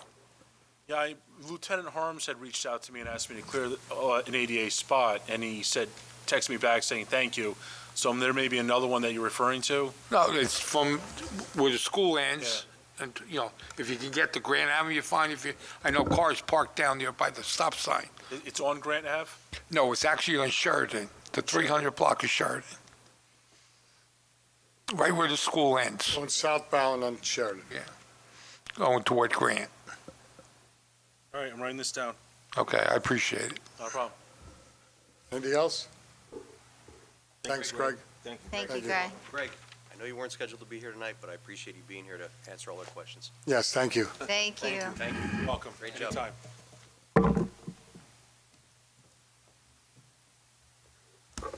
We have a motion to accept the reports of department heads as submitted. So moved. Second. All in favor? Aye. Mr. Clerk, please read ordinance 2840 by title. Yes, Mayor. Ordinance 2840 is an ordinance for second reading and public hearing, an ordinance amending Chapter 2, Section 24 of the Code of the Borough of Roselle Park, entitled Establishment of the Police Department. We have a motion to public hearing for ordinance 2840. Mayor, so moved. Second. Mr. Clerk, read. All in favor? Isn't that All in discussion? favor? Just to open the public hearing. Oh, I'm sorry. All in favor? Aye. Mr. Clerk, please read ordinance, You- I'm sorry.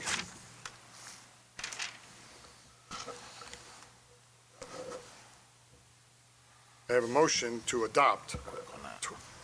I'm over here, right? Yeah, motion to adopt 2840. So moved. Second. No, I'm bad. May I have a motion to close the public hearing on ordinance 2840. So moved. Second. I have a motion to adopt. All in favor? All in favor? All in favor? Aye. Aye. Thanks, guys, for bearing with me. No, just the one little part. It's okay, we'll talk about it tomorrow. Open, close. May I Remember, have- I'm tenured. Got the shield. Okay, I think we're here. May I have a motion to adopt 2840? So moved. Second. All in favor? Discussion. Discussion. Yeah, Mayor, if I may, I'm not going to belabor too long.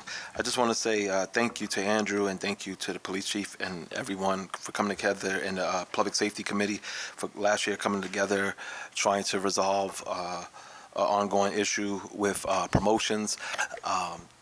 These men and women put their lives on the line every day and just trying to make it as equitable and take out some of the selectiveness in it just makes sense to do. Although this is not a civil service township, we still should make it fair, and we owe this to the men and women that protect us and serve this community.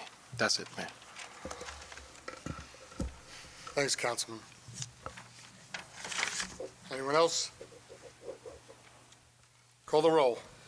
Councilman Petrosky? Yes. Councilman Johnson? Yes. Councilman Urbina? Yes. Councilwoman Lyons? Yes. Councilman Patel? Yes. Councilman Castellans? Yes. 6 votes in the affirmative, Mayor. The ordinance is adopted.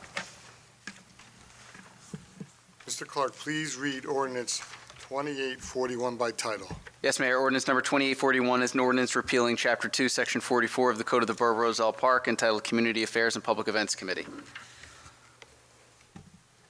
May I have a motion to open the public hearing on ordinance number 2841? So moved. Second. Seeing no one, I have a motion to close the public hearing on ordinance 2841. So moved. Second. All in favor? All in favor? Aye. Aye. Motion to adopt. May I have a motion to adopt number 2841? So moved. Second. Oh, make roll call, excuse me, discussion?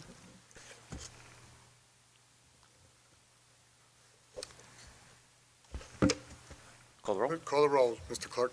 Councilman Petrosky? Yes. Councilman Johnson? Yes. Councilman Urbina? Yes. Councilwoman Lyons? Yes. Councilman Patel? Councilman Castellans? Yes. 6 votes in the affirmative, Mayor. The ordinance is adopted. Mr. Clerk, please read ordinance 2842 by title. Yes, Mayor. Ordinance 2842 is an ordinance for second reading and public hearing, an ordinance amending Chapter 2, Section 31 of the Code of the Borough of Roselle Park entitled Community Center. I have a motion to open the public hearing on number 2842. So moved. Second. All in favor? All in favor? Aye. Aye. Close it. May I, excuse me, have a motion to adopt? Close it. No, close. Close the public portion. May I have a motion to close the public hearing on 2842? So moved. Second. All in favor? All in favor? Aye. Aye. May I have a motion to adopt 2842? So moved. Second. Discussion. Any discussion? Roll call. Roll call, please. Councilman Petrosky? Yes. Councilman Johnson? Yes. Councilman Urbina? Yes. Councilwoman Lyons? Yes. Councilman Patel? Yes. Councilman Castellans? Yes. 6 votes in the affirmative, Mayor. The ordinance is adopted. Mr. Clerk, please read ordinance 2843 by title. Yes, Mayor. Ordinance 2843 is an ordinance for introduction, ordinance amending Chapter 2, Section 63 of the Code of the Borough of Roselle Park entitled Hiring of Borough Employees. May I have a motion to approve ordinance 2843 for induction and fix the date for second reading and public hearing on February 19th, 2026? So moved. Second. Is there any discussion? Yes, Mayor, if I may. The purpose of creating this ordinance is just to create a cool-down period, and it's more about ethics. We sit as the governing body voting on contracts, voting on attorneys, voting on during reorg. We vote on these professionals, and it just makes sense for us to take a moment just to cool down if later one of us wanted to apply for a job here in the borough. I think that the experience would still be good, but I just think it just makes sense to have just a small timeout, allowing the reorganizational cycle to elapse before considering any of my colleagues, including myself, for any borough positions or jobs. Is there any further discussion? Mr. Clerk, please call the roll. Councilman Petrosky? No. Councilman Johnson? Yes. Councilman Urbina? Yes. Councilwoman Lyons? Yes. Councilman Patel? Yes. Councilman Castellans? Yes. 5 votes in the affirmative, 1 in the negative. The ordinance is introduced. Mr. Clerk, read ordinance 2844 by title. Yes, Mayor. Ordinance 2844 is an ordinance for introduction, an ordinance repealing and replacing Chapter 39 of the Code of the Borough of Roselle Park entitled Affordable Housing. May I have a motion that approve the ordinance 2844 for induction and fix a date for second reading and a public hearing on February 19th, 2026? So moved. Second. Is there any discussion? Mayor, I just want to point of clarification for the governing body. So this was actually this is an ongoing part of our fourth round compliance efforts with our affordable housing mandates from the state based on the 2024 law that went into effect substantially in 2025. So this is verbiage that repeals the entirety of Chapter 39 and replaces it with language that's consistent with the new law and regulations that are out by the state. This is kind of part and parcel of the DCA's model ordinance for this. And most consequently with this particular chapter are the development fees. This is really considered by the state the development fee ordinance for the town, where we collect a certain percentage of each improvement. And those monies go toward funding the Affordable Housing Trust Fund, which helps fund our housing rehabilitation efforts and other compliance. So it's kind of a self-liquidating fund that can only be used to support affordable housing efforts. But again, this language was really not requested locally. It's a part of compliance efforts and is recommended by legal counsel from Serenian's office. They will be here at the next meeting if this is affirmatively considered during the adoption period and public hearing. They'll be happy to answer any questions, but this is their recommendation to move forward with introduction. Any other discussion? Mr. Clerk, please call the roll. Councilman Petrosky. Yes. Councilman Johnson. Yes. Councilman Robina. Yes. Councilwoman Lyons. Yes. Councilman Patel. Yes. Councilman Castellans. Yes. 6 votes in the affirmative, Mayor. The ordinance is introduced. Mr. Clerk, please read ordinance 2845 by title.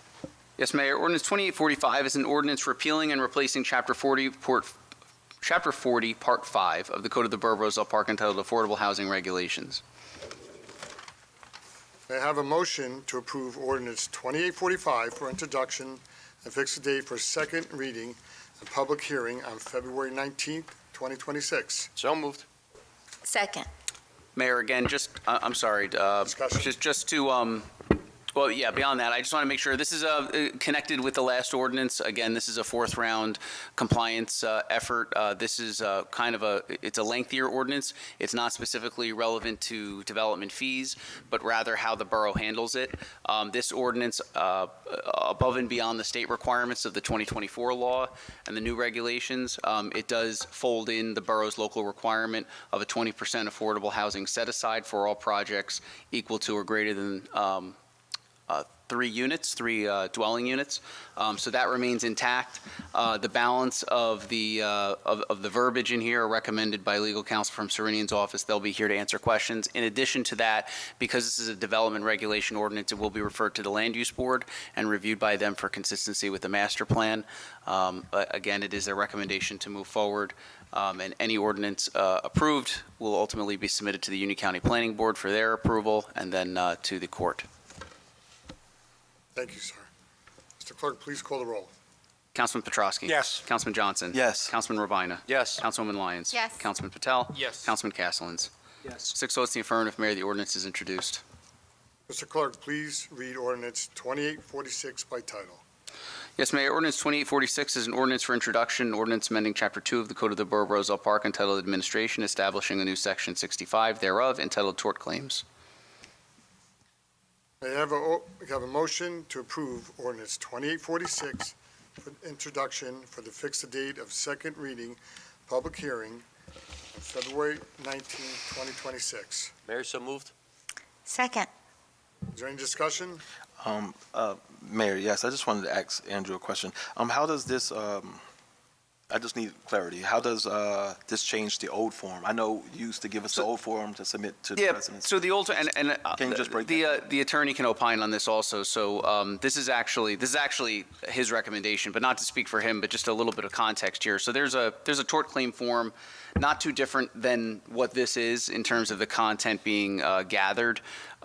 This codifies the form, codifies a modern version of the form, and it streamlines it in a way where it puts people who want to file claims for damages against the borough on notice that this is the appropriate channel to use. This is the form that we use to collect that information. There are situations, because usually the forms come to me, where people submit it however and whenever and in whatever format they want it. And it's a little tedious, it's a little scattered and all over the place. It's definitely not efficient. You get it by email, you get it by fax, and you get it in all different ways. I don't know, Steve, if you want to go into it. I would just suggest, when I first got here, a couple of tort claims came in, and I looked, and I think one of them, there's a state tort claim form, a generalized form that came in, and I said, do we have our own formally established form? And I looked in our borough code, and I did not see that. And so my suggestion, and if you look in most municipal codes, they will formally adopt this. The Tort Claims Act specifically says that you can adopt an official form, and you do not have to accept any form that is not the official form. So in my experience in other municipalities, we have had circumstances where the forms just haven't been filled out properly. And what you're supposed to do is, when that comes in, once you adopt this ordinance, you would send them a letter. You'd send them a certified letter and say, hey, look, you didn't fill out this form properly. We've adopted an official form. We have, a lot of times it's the medical forms, right? When you file a tort claim form, you have to give us the right to obtain your medical records to make sure that the form is valid, because the point of a tort claim is for you to investigate that and determine, is there some validity to it, and potentially resolve it prior to a lawsuit. That's the whole point of having a tort claim. And so if they fail to do that and then they bring a lawsuit, you can actually move to dismiss the lawsuit for failure to provide us the information we needed to determine if it was a proper claim. And me and my firm have personally won multiple cases.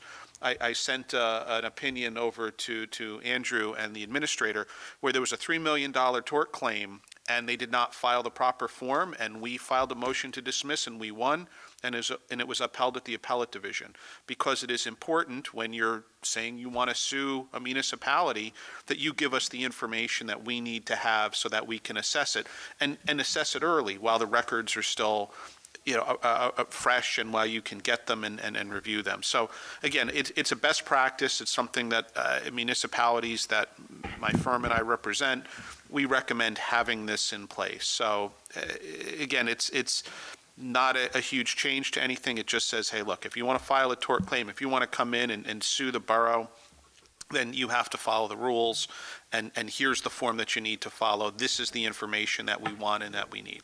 So that's the basis behind it. Thank you. Mr. Clerk, please call the roll. Councilman Petrosky? Yes. Councilman Johnson? Yes. Councilman Urbina? Yes. Councilwoman Lyons? Yes. Councilman Patel? Yes. Councilman Castellans? Yes. 6 votes in the affirmative, Mayor. The ordinance is introduced. Mr. Clerk, please read ordinance 2847 by title. Yes, Mayor. Ordinance 2847 is an ordinance for introduction, an ordinance amending Chapter 7, Section 39, Subsection 2 of the Code of the Borough of Roselle Park, entitled Handicap Parking on Streets for Private Residences.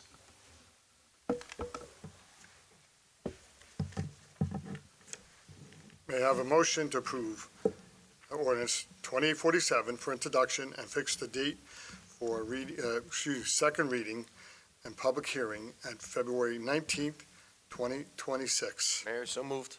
Second. Is there any discussion? Mr. Clerk, please call the roll. Councilman Petrosky? Yes. Councilman Johnson? Yes. Councilman Urbina? Yes. Councilwoman Lyons? Yes. Councilman Patel? Yes. Councilman Castellans? Yes. 6 votes in the affirmative, Mayor. The ordinance is introduced. All matters listed with an asterisk are considered to be routine and non-controversial by the council and will be approved by one motion.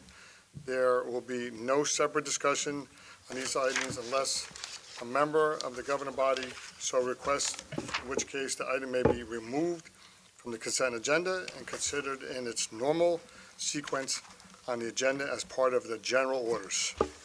Mr. Clerk, please read all resolutions by title.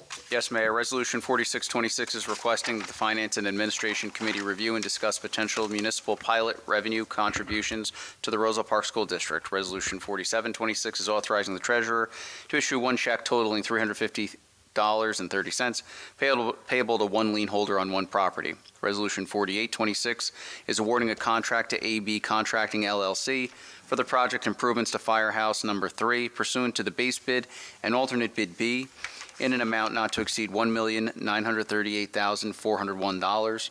Resolution 3926 is authorizing the donation of one 2011 Vermac Model PCMS-548 trailer-mounted message sign to the Township of Clark.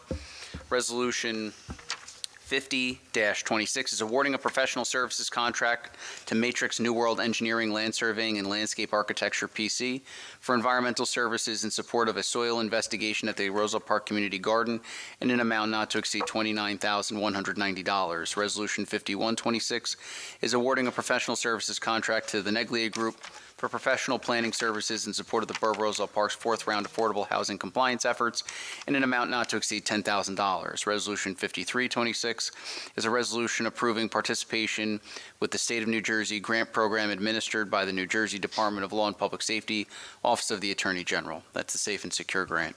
Resolution 5426 is accepting the resignation of Tony Freno from the position of Parking Enforcement Officer. Resolution 5526 is approving a 5-year tax abatement for 208 Walnut Street, Block 901, Lot 16 of the municipal tax map.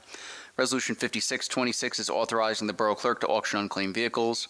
Resolution 5726 is authorizing a purchase order with Jardine, Miser, Salmon, Sprague, and Susser, PC, as Municipal Land Use Board Attorney for the year 2026 in an amount not to exceed $10,000. And Resolution 5826 is authorizing a purchase order with the Neglia Group as Municipal Planner for the year 2026 in an amount not to exceed $15,000. Do any members wish to have items removed from the consent agenda? Yes, Mayor. If I can please have resolution number 46-26 pulled from the consent agenda. Anybody else? I have a motion to approve the resolutions remaining on the consent agenda. So moved. Second. All in favor? Aye.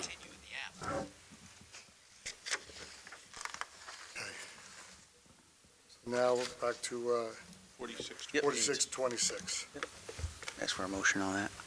I have a motion to move on 4626. So moved.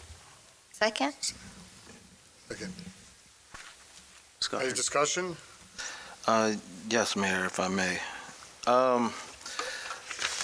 I just wanted to say that the purpose of me putting this resolution on is to pitch or have the Finance Committee just to have conversations. It's not really to execute any sort of action at this time. When discussing the pilots, it could get sometimes lengthy and somewhat confusing in regards to the pilots.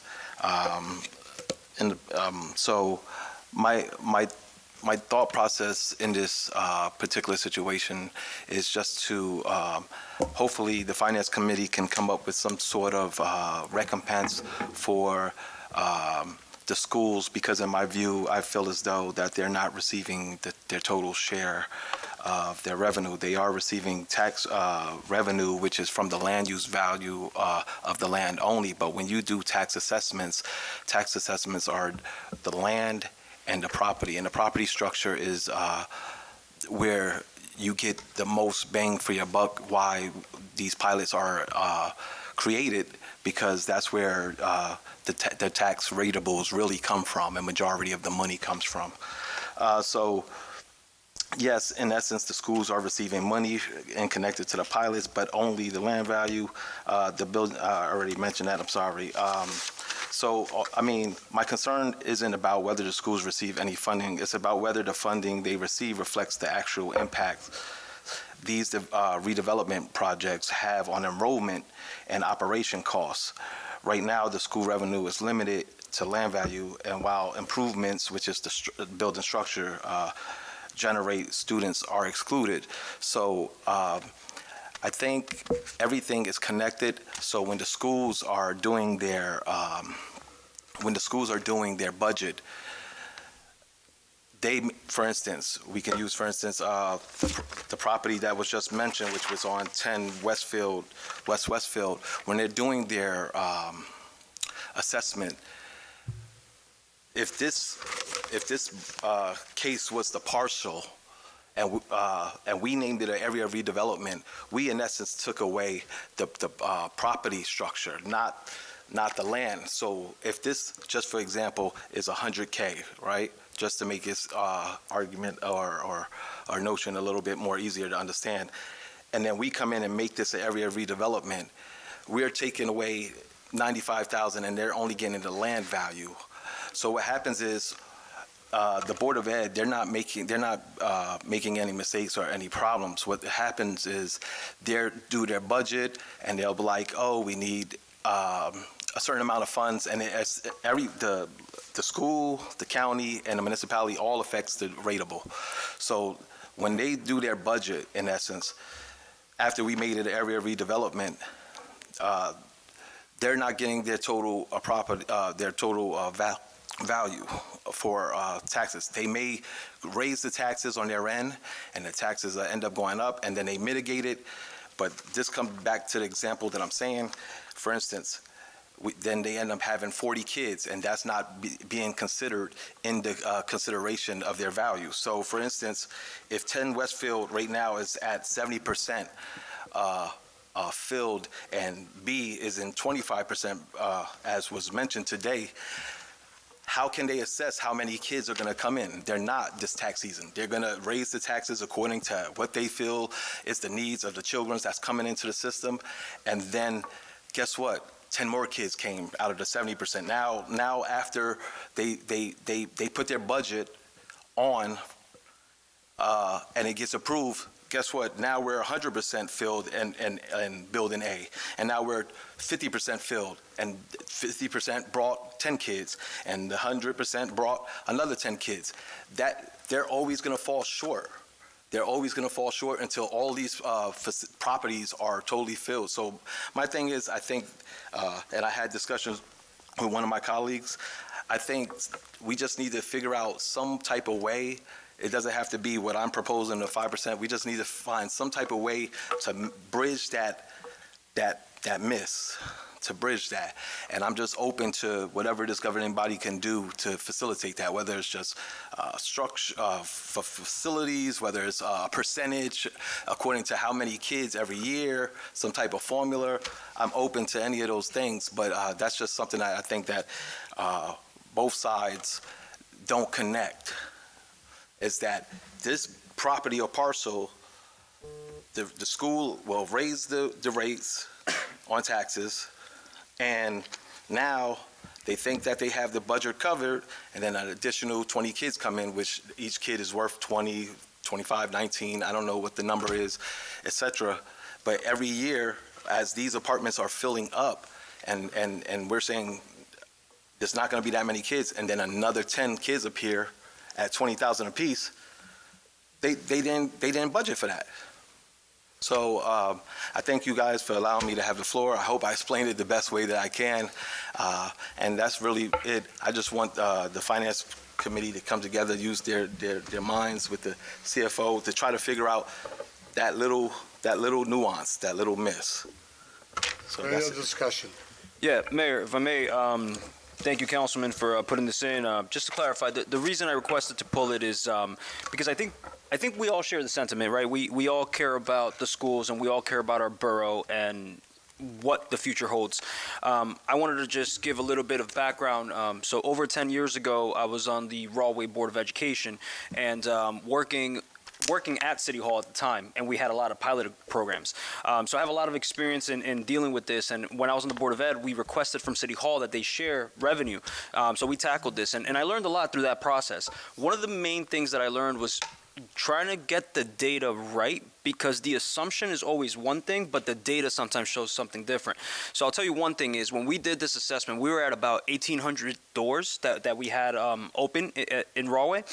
And the number was like 1% or something to that effect, right? And I think based on the numbers that we got from the superintendent as of, I believe, April of last year, it was something like the buildings have amounted to like 2% of the school population in Roselle Park, which, of course, anything added is a problem, but there's a lot of factors.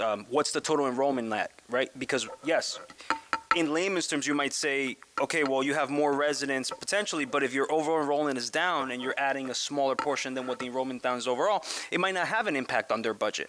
However, it would have an impact on our budget at the borough side because we already account for that money for certain things, right? So I agree that we need to analyze and study this and put together not just a resolution and say, let's talk about it, like we are talking about it, that's fantastic. Let's make an ordinance to address it in a certain way. And I wanted to pull it to ask to be tabled so that we can explore it a little more and work in conjunction with the Board of Ed to figure out what is going on, what is the impact that we're seeing so far, and what can we do going forward and address it in a more substantial way. So I'm asking my colleagues, because of this, if we can have a motion to table this. I'll second that. All right, appreciate that. Thank you. I'll second, yeah. All in favor? I have confidence in the councilman. Aye. Aye. Aye.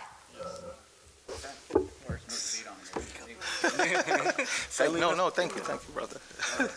It's so great talking to another stimulated mind. We're done.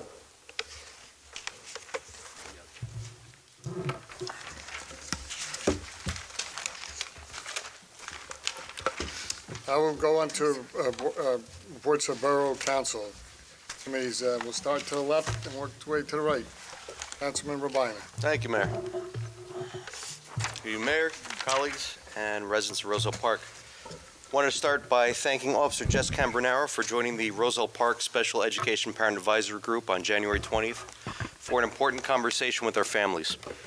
She spoke with parents about elopement and wandering safety, disability awareness, and how we can continue building trust between families and law enforcement. Officer Cambronaro also discussed the voluntary, anonymous elopement safety survey, answered parents' questions, and shared how training and community input helps officers respond more safely and appropriately. One message really stood out. Behavior doesn't always tell the full story. Understanding sensory needs, communication differences, flight responses, they help ensure better outcomes. When families share their experiences, our first responders are better prepared to do their jobs well and with compassion. Looking ahead, I want to highlight an upcoming Lunch and Learn with the Ombudsman, hosted by the NJ Department of Education, Roselle Park Special Services, and CPAG.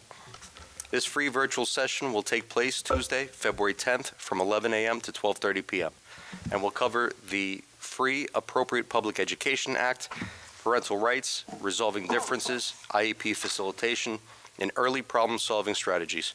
It's a great opportunity for families to feel informed and supported. Visit the CPAG Facebook page for more information. Turning to transportation, yesterday, Jackie Garcia, municipal rep, and I, serving as alternate, attended the Union County Transportation Advisory Board meeting. We heard updates from county engineering on projects completed in 2025 and what's planned for 2026, along with regional funding opportunities from NJTPA. The county is advancing its federally funded Safe Streets for All planning effort. Using 5 years of crash and serious injury data, the county developed a high injury network identifying 20 corridors within most in need of safety improvements. While the plan highlights priority locations, it is being structured so that all municipalities, including Roselle Park, can use the data and recommendations to make repairs and to pursue federal and state funding for local pedestrian, bicycle, and traffic safety improvements. The county is committed to sharing all underlying data with municipalities to support grant applications and to help support local planning efforts. Significant progress was also reported on active transportation and rail projects. The East Coast Greenway on-road connection linking Elizabeth through Roselle to Cranford is nearing final NJDOT review. The project will include a combination of dedicated bike lanes and shared roadway treatments and represents the county's first on-road bicycle facility. Once approved, the project is expected to move quickly to bid and construction, with a substantial completion anticipated by the end of 2026. The county engineer also provided an update on the Al Wolkoff Memorial Trail, or currently known as the Rahway Valley Rail Trail, beginning the 5th Ward. The project is being advanced through federal Transportation Alternative Program funding. The county has completed consultant selection and is awaiting final NJDOT authorization to begin concept development, a critical phase that will define trail alignment, crossings, access points, and engineering requirements. Lease agreements with NJDOT for use of the former rail corridor are also being updated. While construction is still 2 years away, Roselle Park remains a key segment of the corridor. and the project continues to move forward through required planning and regulatory steps. I'd also like to recognize the Roselle Park Chamber of Commerce. On February 3rd, thanks to the generosity of their newest member, Team Car Wash, the Chamber launched the Caught You Caring program.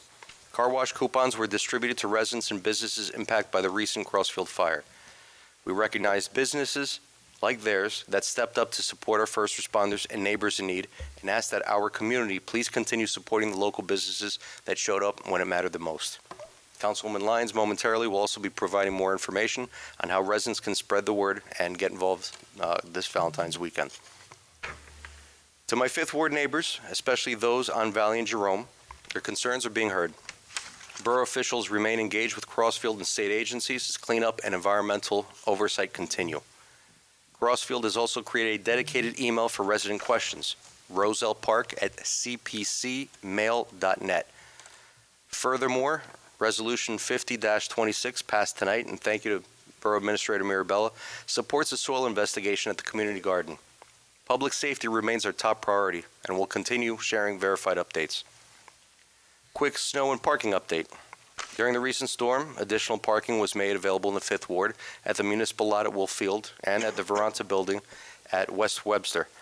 More than 80 free spaces were open, helping over 20 neighbors who took advantage, getting cars off snow-covered streets. I'd like to thank Councilman at Large Castellans for helping make that possible.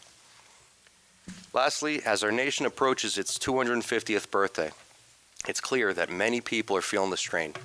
It's not just happening elsewhere, it's being felt right here at home. From rising costs of living and housing to the level of division and tension we see every day, too often those pressures spill into our relationships, literally pulling families apart, friends and neighbors. Roselle Park is a town built 125 years ago by immigrants, by families who worked hard, played by the rules as best they could, and believed in opportunity.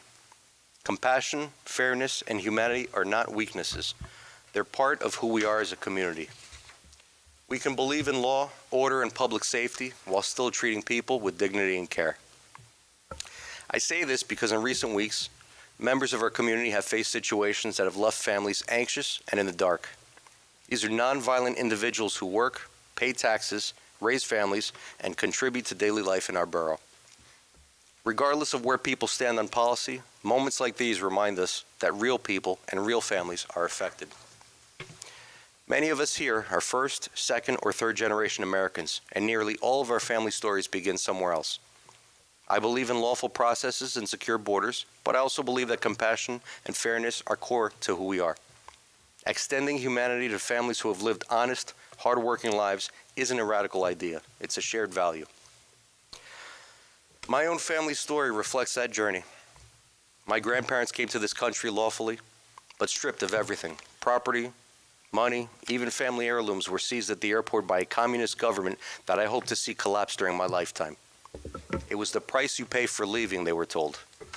My grandparents got here, adapted, worked factory jobs, singer, paid their taxes, and they raised a family. My grandmother was a school teacher, and my grandfather was a mechanic. When my grandfather died in his 40s, Grandma pivoted and built a small business. After escaping a government that took everything from them, it's a reminder of why so many came here in the first place, for stability, dignity, and opportunity. As a community, especially at a time like this, it's worth remembering where we came from and choosing empathy, even when circumstances and issues are complex. That concludes my report. As always, I can be reached at jrobina@rosellepark.net, 862-236-0019. Mayor, colleagues, Roselle Park, thank you. Good night. Thank you, Councilman. Councilman Patel? Thank you, Mayor. Good evening. Just got a note from Environmental Commission. So the Environmental Commission has scheduled its next Repair Cafe event for Saturday, March 21st, starting at 10 a.m. at the Casano Center. Please bring your beloved but broken items for repair by our local volunteer experts. If you're interested in fixing the items for your neighbors, please contact me, kpatel@rosellepark.net, or the Environmental Commission at environmentalcommission@rosellepark.net. Thank you, Mayor. That's at the Casano Center? Yes. Okay, 10 a.m. thank you. 21st. Councilwoman Lyons? Good evening, Mayor, Council, residents of Roselle Park. I just wanted to give you a little update of the last couple weeks. I did attend a library board meeting. They actually have a study pod in the building, and you can actually go there, and it's soundproof. So if anybody's interested, please go and sign up for that. And please go to the library website. They do have so many awesome activities for the kids and for adults. It's definitely a center hub in Roselle Park to check out. I also want to just say thank you to Al Mirabella. I never addressed you even in January, and every time I thought of it, I am so happy that you're here, and I appreciate you. We all do, and we thank you for everything that you're doing. I also definitely want to just reiterate what Council President Jay had mentioned regarding the fire and just the businesses, the business aspect. The night of the fire, I was able to just visit the businesses right in that primary area, and everybody was just so helpful. And I've said this online, but I say this here. They had the open doors, they had the coffee, the tea, the shelter, the smiles. I mean, people were there. They were opened, and we were able to run in there just to even take shelter for a little bit while that black smoke was just coming down. So I had mentioned to Council President Jay to let's do a give back weekend. So we decided on February 14th and 15th, stop in to those businesses primarily, and I have it listed, but primarily near Valley Road, 7-Eleven, Frenchie's, Sun Tavern, Burger King, Lidio's, even the Wawa was helping. I know Valentino's helped out. If I'm missing anybody, I'm sorry, but we'll definitely list them out. So on that day, we are calling on Roselle Park residents. Make sure you stop by and go to Lidio's for coffee. Go get a snack at 7. Oh yeah, get flowers for Valentine's Day. But definitely come out and support. And we want to see purposely that we can go and give back, because the first responders were there. They were giving everything. Sun Tavern, they were giving out pizzas. Firemen were literally walking out with pizza in between, like literally fighting the fire, and they were feeding them. So we really want to support. I want to be able to go and just go to those businesses that day. So I'll be posting and see what we can really give back, and it's going to be 2 days. So that's one little announcement. Also during that week, I actually bought these encouragement cards, I call them. I wanted to do Valentine's Day for everybody and try to get the art teachers, but it's just coming across very fast. So I'm going to post and we'll put them out at these businesses. So stop by and grab a little love card for yourself. And they're going to be at the businesses. I'm going to drop them off, and that's where they're going to be this next week. Coming up in March, Woman of the Year. I heard that it's filling up. My form out there that Rupen has helped me with. So I'm excited. So Woman of the Year, we love to celebrate International Women's Day, and we do have Woman of the Year in Roselle Park, and I am posting that. Please fill it out and support your favorite woman of Roselle Park. I also have a Women's Night celebration on March 7th at Costa's, and I'll be putting that out there. I already said save the date for that time, and we just gather together, we eat together, and really inspire one another and tell each other stories, because it's all about getting to know each other and being united on that. And just stay tuned. Hopefully, the spring weather will be here before any more snow. No more snow for the year, please. I'll be resuming the Roselle Park Walking Club and so many other events that are going to be coming out. We definitely want to see you all out there. And I'll just end on this and just to reiterate just some things. And Roselle Park has been my hometown. My parents came here in 1968 from Italy, and even earlier family members came in 1963. And my mom always taught me to love your neighbor. And I say this every time, but she's still giving out bread and cookies. And if she has extra things, she's going next door. And sometimes just love and kindness really helps the community out and looking out for each other. And that can help, the world, because once you show love to someone, they'll never forget that. And if you could really be there for someone, and if we could be that community and continue to be that community, that being united is going to help us. So my number is 9087268773, rlions@rosellepark.net. Thank you. Thanks, Councilwoman. So much for saving New Year's resolutions. They'll be eating a lot that weekend. Joe P. Thank you, Mayor. First of all, I'm going to send my condolences out to Michael Dancy, who's a teacher in the Roselle Park school system, also a former basketball coach with Roselle Park. I know this is a tough name. Jagwiga Ojak Waldo Weiss. Kevin Kopecki, a 1973 graduate of Roselle Park, great athlete. He was some basketball player.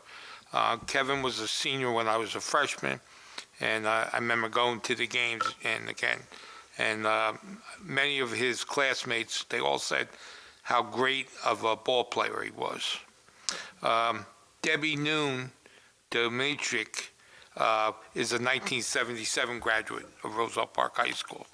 And Connie Meggles was in the mid-60s. I send my condolences out to the family. February 2nd, I attended the fire department meeting. As usual, they give me a list of their work orders and that. And I know the main thing is the roof at the central firehouse. So recreation is having a Valentine's party on February 7th, 2026, between 2 or 4 at the Casano Center, 314 Chestnut Street. It'll be a craft story, music, dancing, all is welcome, and you're asked to dress in red, white, or pink. I got a nice compliment from a senior citizen that lives on East Webster, and I did help him out this first storm, and I went to the house, and he has his wife, and he needs his vehicle accessible. So he was able to get out of the park in front of his house, and he appreciated all my efforts to get it cleaned out. And everything. So he did call me again with this last storm to tell me that he felt the DPW did a great job. And like I said, so I did thank him. He wanted me to mention his name, he told me, and his name is Mr. Ramirez. And he lives on East Webster Avenue. Like I said, he was very happy with everything. And, if you want to get a hold of me, get me at jpetrosky@rosellepark.net, 908-666-7821. That's my report, Mayor. Thank you. Thank you, Mr. Joe Petrosky. Councilman Johnson. Thank you, Mayor. Good evening, Mayor, council, colleagues, and residents. This evening, I would like to recognize Black History Month.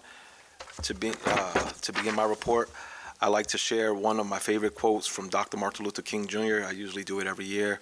There comes a time when one must take a position that is neither safe, nor politic, nor popular, but he must take it because his conscience tells him it is right.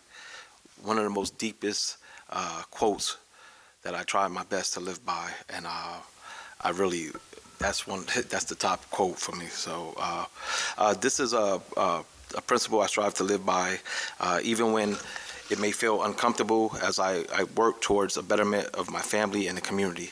The next Roselle Park Diversity and Inclusion Committee meeting will be held on February 25th, 2026. We finally got it together. Updates will be provided shortly, location to be determined. Next, I have received several concerns from residents regarding the additional snow removal efforts. We had a great discussion today. I'm just reiterating it because I want residents to know, listen, your voice matters, and I'm bringing it up twice.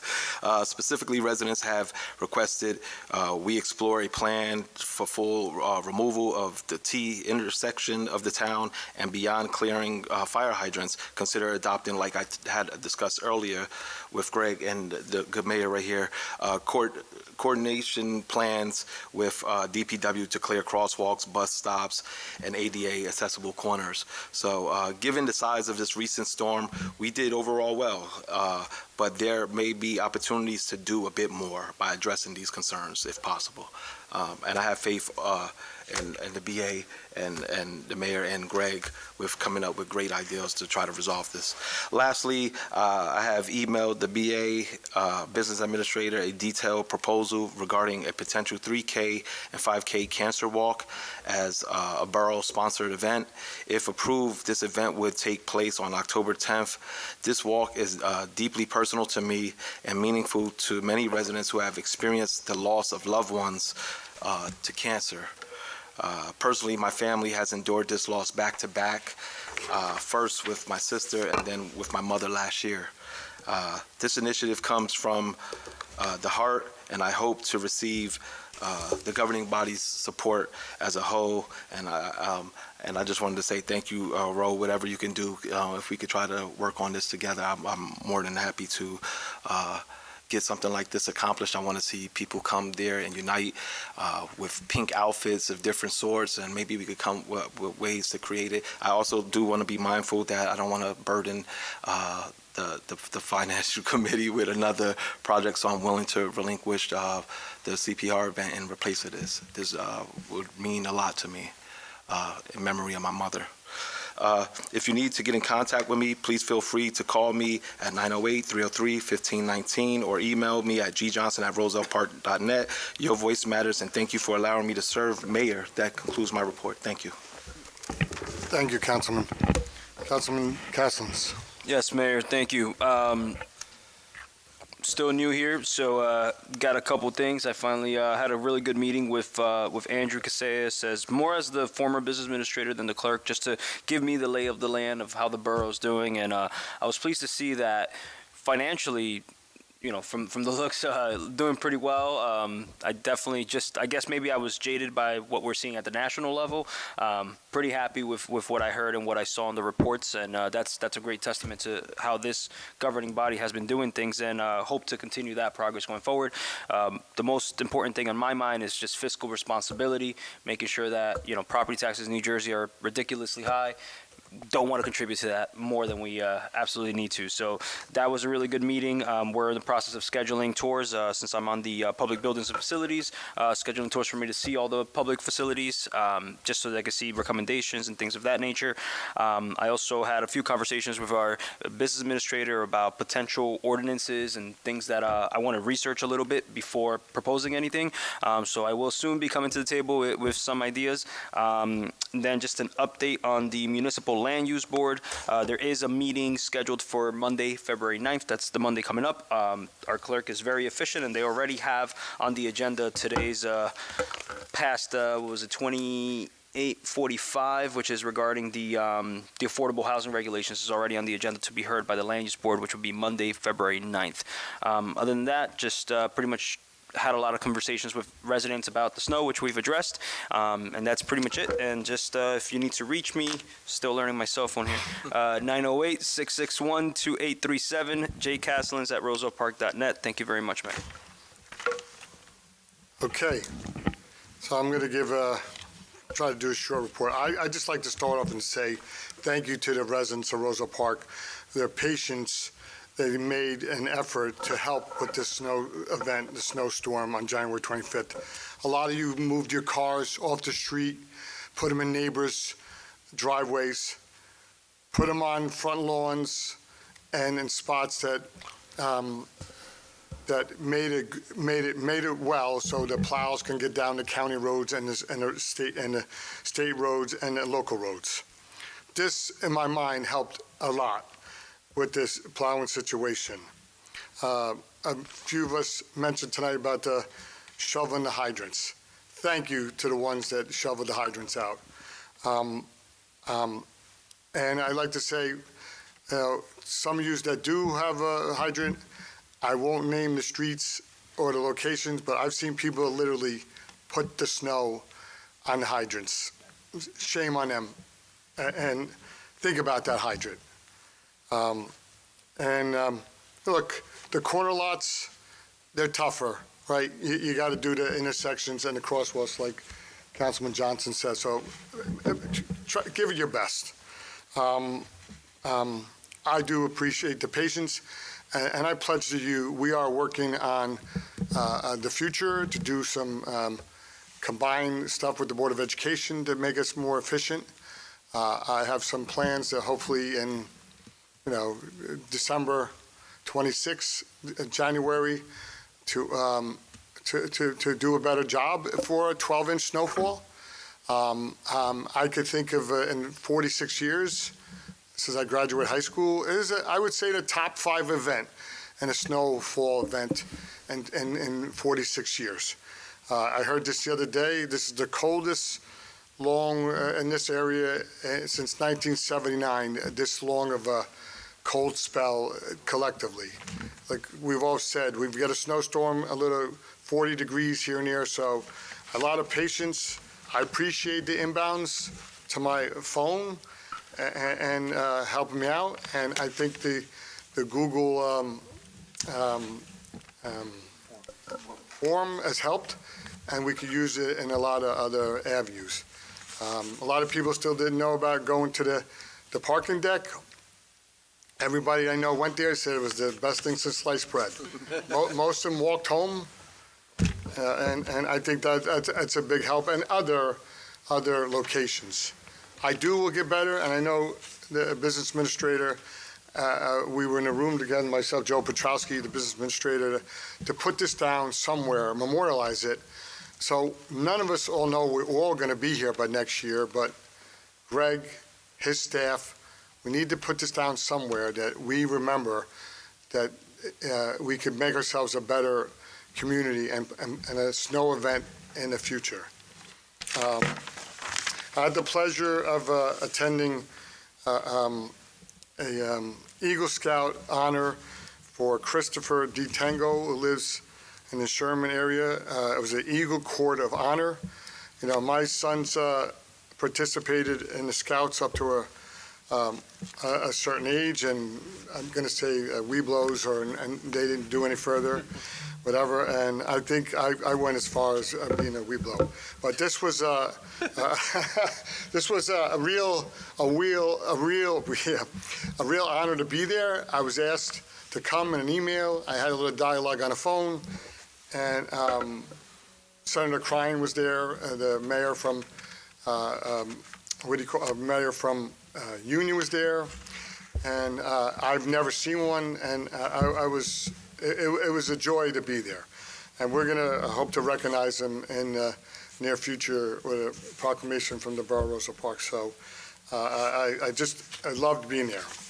Other than that, just a short, myself and Greg Johnson, Councilman Johnson, Councilman Patel, we're taking in the 2035 vision team with the Board of Education. I think there's some good progress. There was a 2025 team that nothing ever happened, and we're in 26, but I think the train's on the track to see what needs to be done with our school district, and any way, shape, or form the mayor council is going to help them to make it happen. Other than that, most of you now got a hold of me because my inbounds on the phone have tripled, and that's okay. I answer the phone. I got a phone call at 10:20 on Saturday night about the fire alarms, and we tried to address them. 908-721-4666. 6488. Jay Signorella at rosellepark.net. That's all I have. And, excuse me. May I have a motion to open the public portion on any subject? So moved. Second. All in favor? Aye. Aye.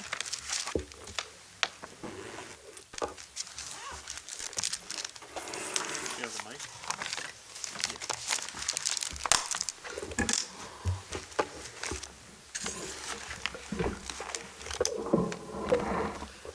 Frank Gagliardo, 409 Sheridan Avenue. Hi, everybody. Some of you know me. I'm here on behalf of between East Clay and East Lincoln of a four-way stop on East Lincoln. I know it's a county road. I talked to the mayor privately about it. But since the years I've been living here, I've known that there's been many, many accidents on that corner. And now that we're getting a brand new park, or refurbish, I should say, of the park, I feel like we should be able to get a four-way stop there. I don't want a death to happen to initiate that four-way stop. I think this is the best option for us for that location because there's been many, many accidents, like I said, over the years that I've lived here, definitely almost once every year. And there was one that actually a car landed on top of the property that's on East Lincoln, and it was kind of scary. So I think a four-way stop would be the best option for that specific location, since it's very close to a stoplight. I feel like everybody goes through that stoplight and they feel like they can go, 50 miles per hour the rest of the way. I feel like something could probably, hopefully, slow them down. I know we have a little inside with the county now. Maybe we could reach out to him and let him know. But nothing ever hurts, all right? Thanks, guys. Thank you. Thank you.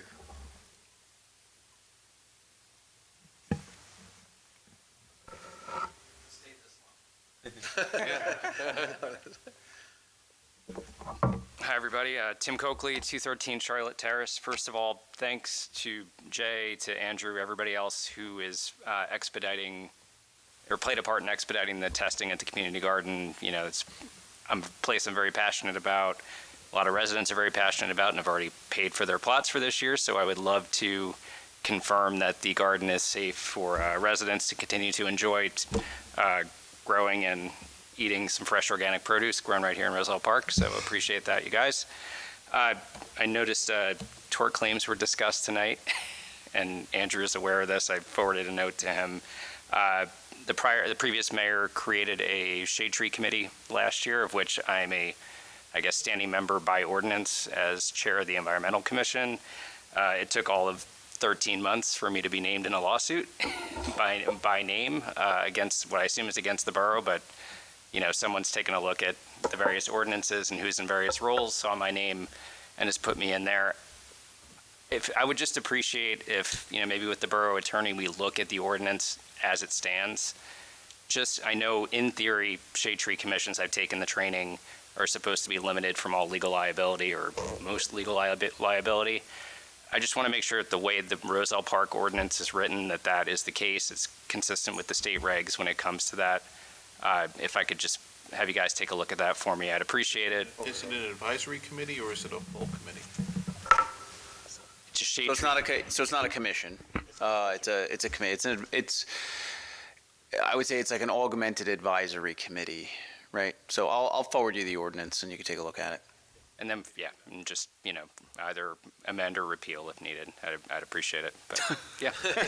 The last thing you want to do is sign up to be a good citizen and then end up in a lawsuit. Exactly. That does happen. Yeah, exactly. The former mayor's on there too now. Yeah, but, now that's after the first of the year. All right, thanks, guys. Appreciate Thank you. Thank you. Thank you, Tim.